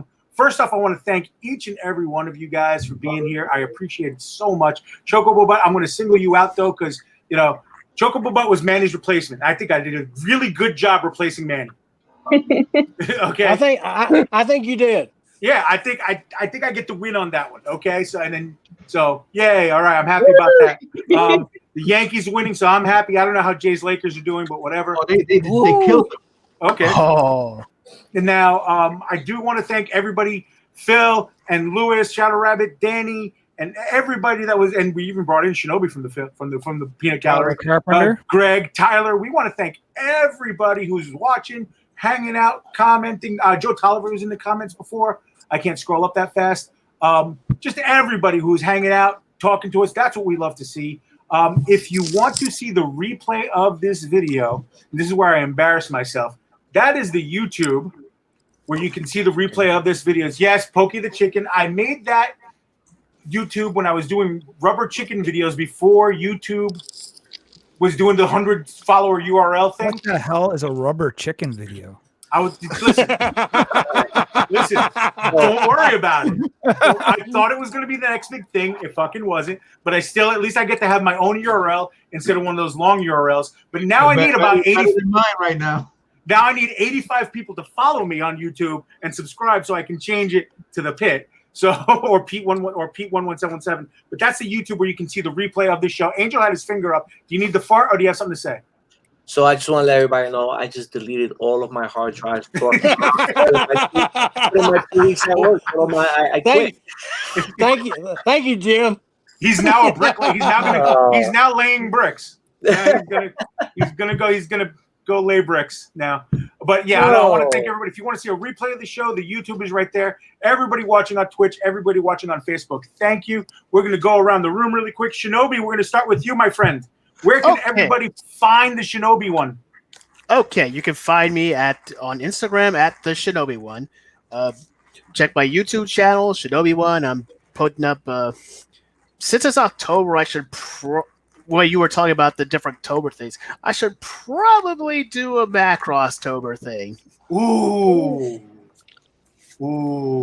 I think you just created something. We're going to have a chat later. That might be a thing.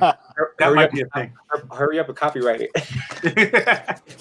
Don't let me sell any of it. So the Shinobi one on Instagram, and then we'll find you everywhere else like that? Right. Brother, Twitter, thank you so much. Shinobi Raccoon. Thank you for jumping on. I really appreciate that. That's really cool. Thanks for having me on. And your Macross stuff, I want to see more. Like, I love that you have Max Sterling on. I can't wait. I need to see Captain Global. I need to see what you do with him. So I'm super excited for it. Yeah, Jim, Roy Fokker. Roy is next. Yes. He's my favorite All right. character. That guy The did hair Roy. alone, I'm excited. Jim, I know your hype man is Raj, but hype yourself a little bit. Where can we find you, sir? You can find me at JimO'ReillyArt.com. You can also find me on Twitter, Instagram, and Facebook, all under my name, Jim O'Reilly, or some version of it. Yeah, so if you want to see more of my art, best place to go is JimO'ReillyArt.com. Perfect. Raj, we're going to go to you, brother. Where can we find you? Outlaw Studios on Facebook, or Mojo Rising comic book series on Facebook. And I promise next time I'll have the music, I swear. Instagram is Mojo Rising comic series. All right. Larry, my dear sweet Larry, you fucking cutie, you. Yeah, I'm cute, man. You're fucking cute. It's fucking cute. You're fucking so cute, brother. You're Jake, fucking cute, brother. You hear this? Jake? You hear this, right, Jake? Where can we find you, brother? Pretty fucking cute. Whoa. Man, it's Nyobi comic for most things like Twitter, Instagram, Facebook, but then it's Rebel Gaming XXX on the Twitch and on YouTube. And I'm going to be going live probably about a half hour. Just jump on, talk a little bit of comics, and then swing into the gaming side of things. The countdown is on. Squadrons. As soon as the clock strikes midnight, that turns Thursday and the Friday. I hope to have the game live stream that, man. That's and cool. Then, again, man, just I don't have a set time when I come on shows, Pete. That is right. just random. Random. It's great. Random, but when I feel like coming on, or I got something to say or something to show, you'll catch me on. But and I'll stream everywhere, right? So I'm on Facebook, YouTube, and Twitch. Yep. Whenever I'm streaming. So yep. One of the three platforms, you're bound to find me. Now, I do want to, again, congratulate. 7 hours to fund is fucking amazing, but I'm really excited about the 3 new ones that we got tonight. And I'm taking complete credit for those 3 tonight. I bow to you, sir. And this is the thing, people, and I've heard people say, well, I go on these shows, but I don't really think it's worth it. No, it doesn't matter if your show has 5,000 viewers, 500 viewers, whatever the case may be. Go out there and let people know that you're alive and show them what you're doing. Because look, man, I've been on here for 3 hours. We've averaged a backer an hour. It's pretty damn good, brother. I'm not happy. Bad. That's not when we do the marathon. When I do the telethon, when I find a charity brave enough to attach itself to this show. Yeah, it's gonna be tough. And and it's fun for me just to talk to the guys, and that's part of look. Part of it is, and the premise of the show.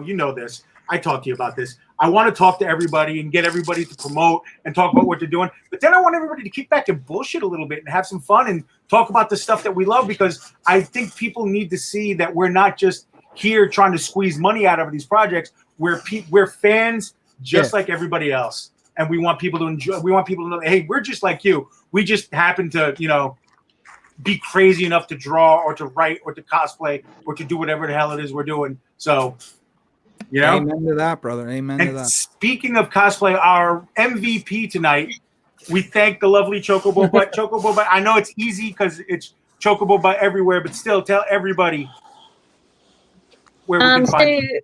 So you could find me at OnlyFans, on Facebook, on Patreon, on Instagram, Twitter, and Twitch. And I think that's everything at Chocobobutt.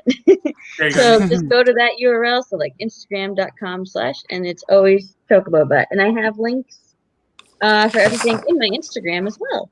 Perfect. It's right there for everybody. Now, I will connect Larry, Raj, we will do some connecting here, and we'll talk to some people, and we'll try to get some Mojo and some Nyobi cosplay going on. And I already, Lewis is in. He wants to do the sculpt for you, so I got you guys. Just shoot him a message. He's waiting for you. Okay. Speaking of that, just make a big group chat. I know. I got a question for either Jim or Lewis, and they can hit me up privately. I just need to know what a statue Nyobi's going to run me. You know what I mean? I just got to know. Look, is he doing like 3D printing statues? No, he's doing. No, he does. He works with clay and wax. Traditional. Traditional hand. Gets his hands dirty, all that nasty stuff. It's fantastic, and he's a maniac. So we'll get you guys all in contact and everything. Now we go up to the homies really quick. I know Jay's still watching the Lakers, but Angel, I know your hard drive is gone. But I even plugging myself. If I already quit, I already called the job, told them I quit. No more art for you guys. Nobody. I'm done. Thanks, Jim. Sorry. Sorry. Hey, But send me some stuff, man. Send me some stuff. If you guys are curious as to what my art was before I quit, you can go over to either Instagram, Twitter, or Facebook under the Son of a Saint. So, if you check my little tag here, it's there, _Son of a Saint on IG. Also, Jim, I hate you just a little bit and love you at the same time. Hashtag Jim, I hate you. And there's the hash. I knew every show so far. I just want to let everybody know that these are my lines. And these are my lines that he's stealing. And by the way. that's what happened. Every show, it's a new hashtag, and hashtag Jim, I hate you is the new hashtag for the show. So congratulations. Can I show one more piece? No. Yeah, Can I just say, no. This was like really fun tonight because it was kind of like having a mini artist alley because we can't have those right now. So this was like, it was fun just to have like a mini artist alley. Just be like, oh damn! I'm never drawing again. So Holy this is shit, Jim! This is okay. Can I ask you? If you draw slowly, how the hell are you doing this? Wood burning takes a while. This piece is old. Oh wait, I got to connect you with my buddy Mike. This is wood burning. My buddy Mike does the same. Yeah. Now I have a question. I'm going to ask you the same question I asked him. Have you ever thought of doing like a resin mold of that and then doing lithographs? I have not. No. You pour resin on it, take the mold out, and then ink, and then boom, paper.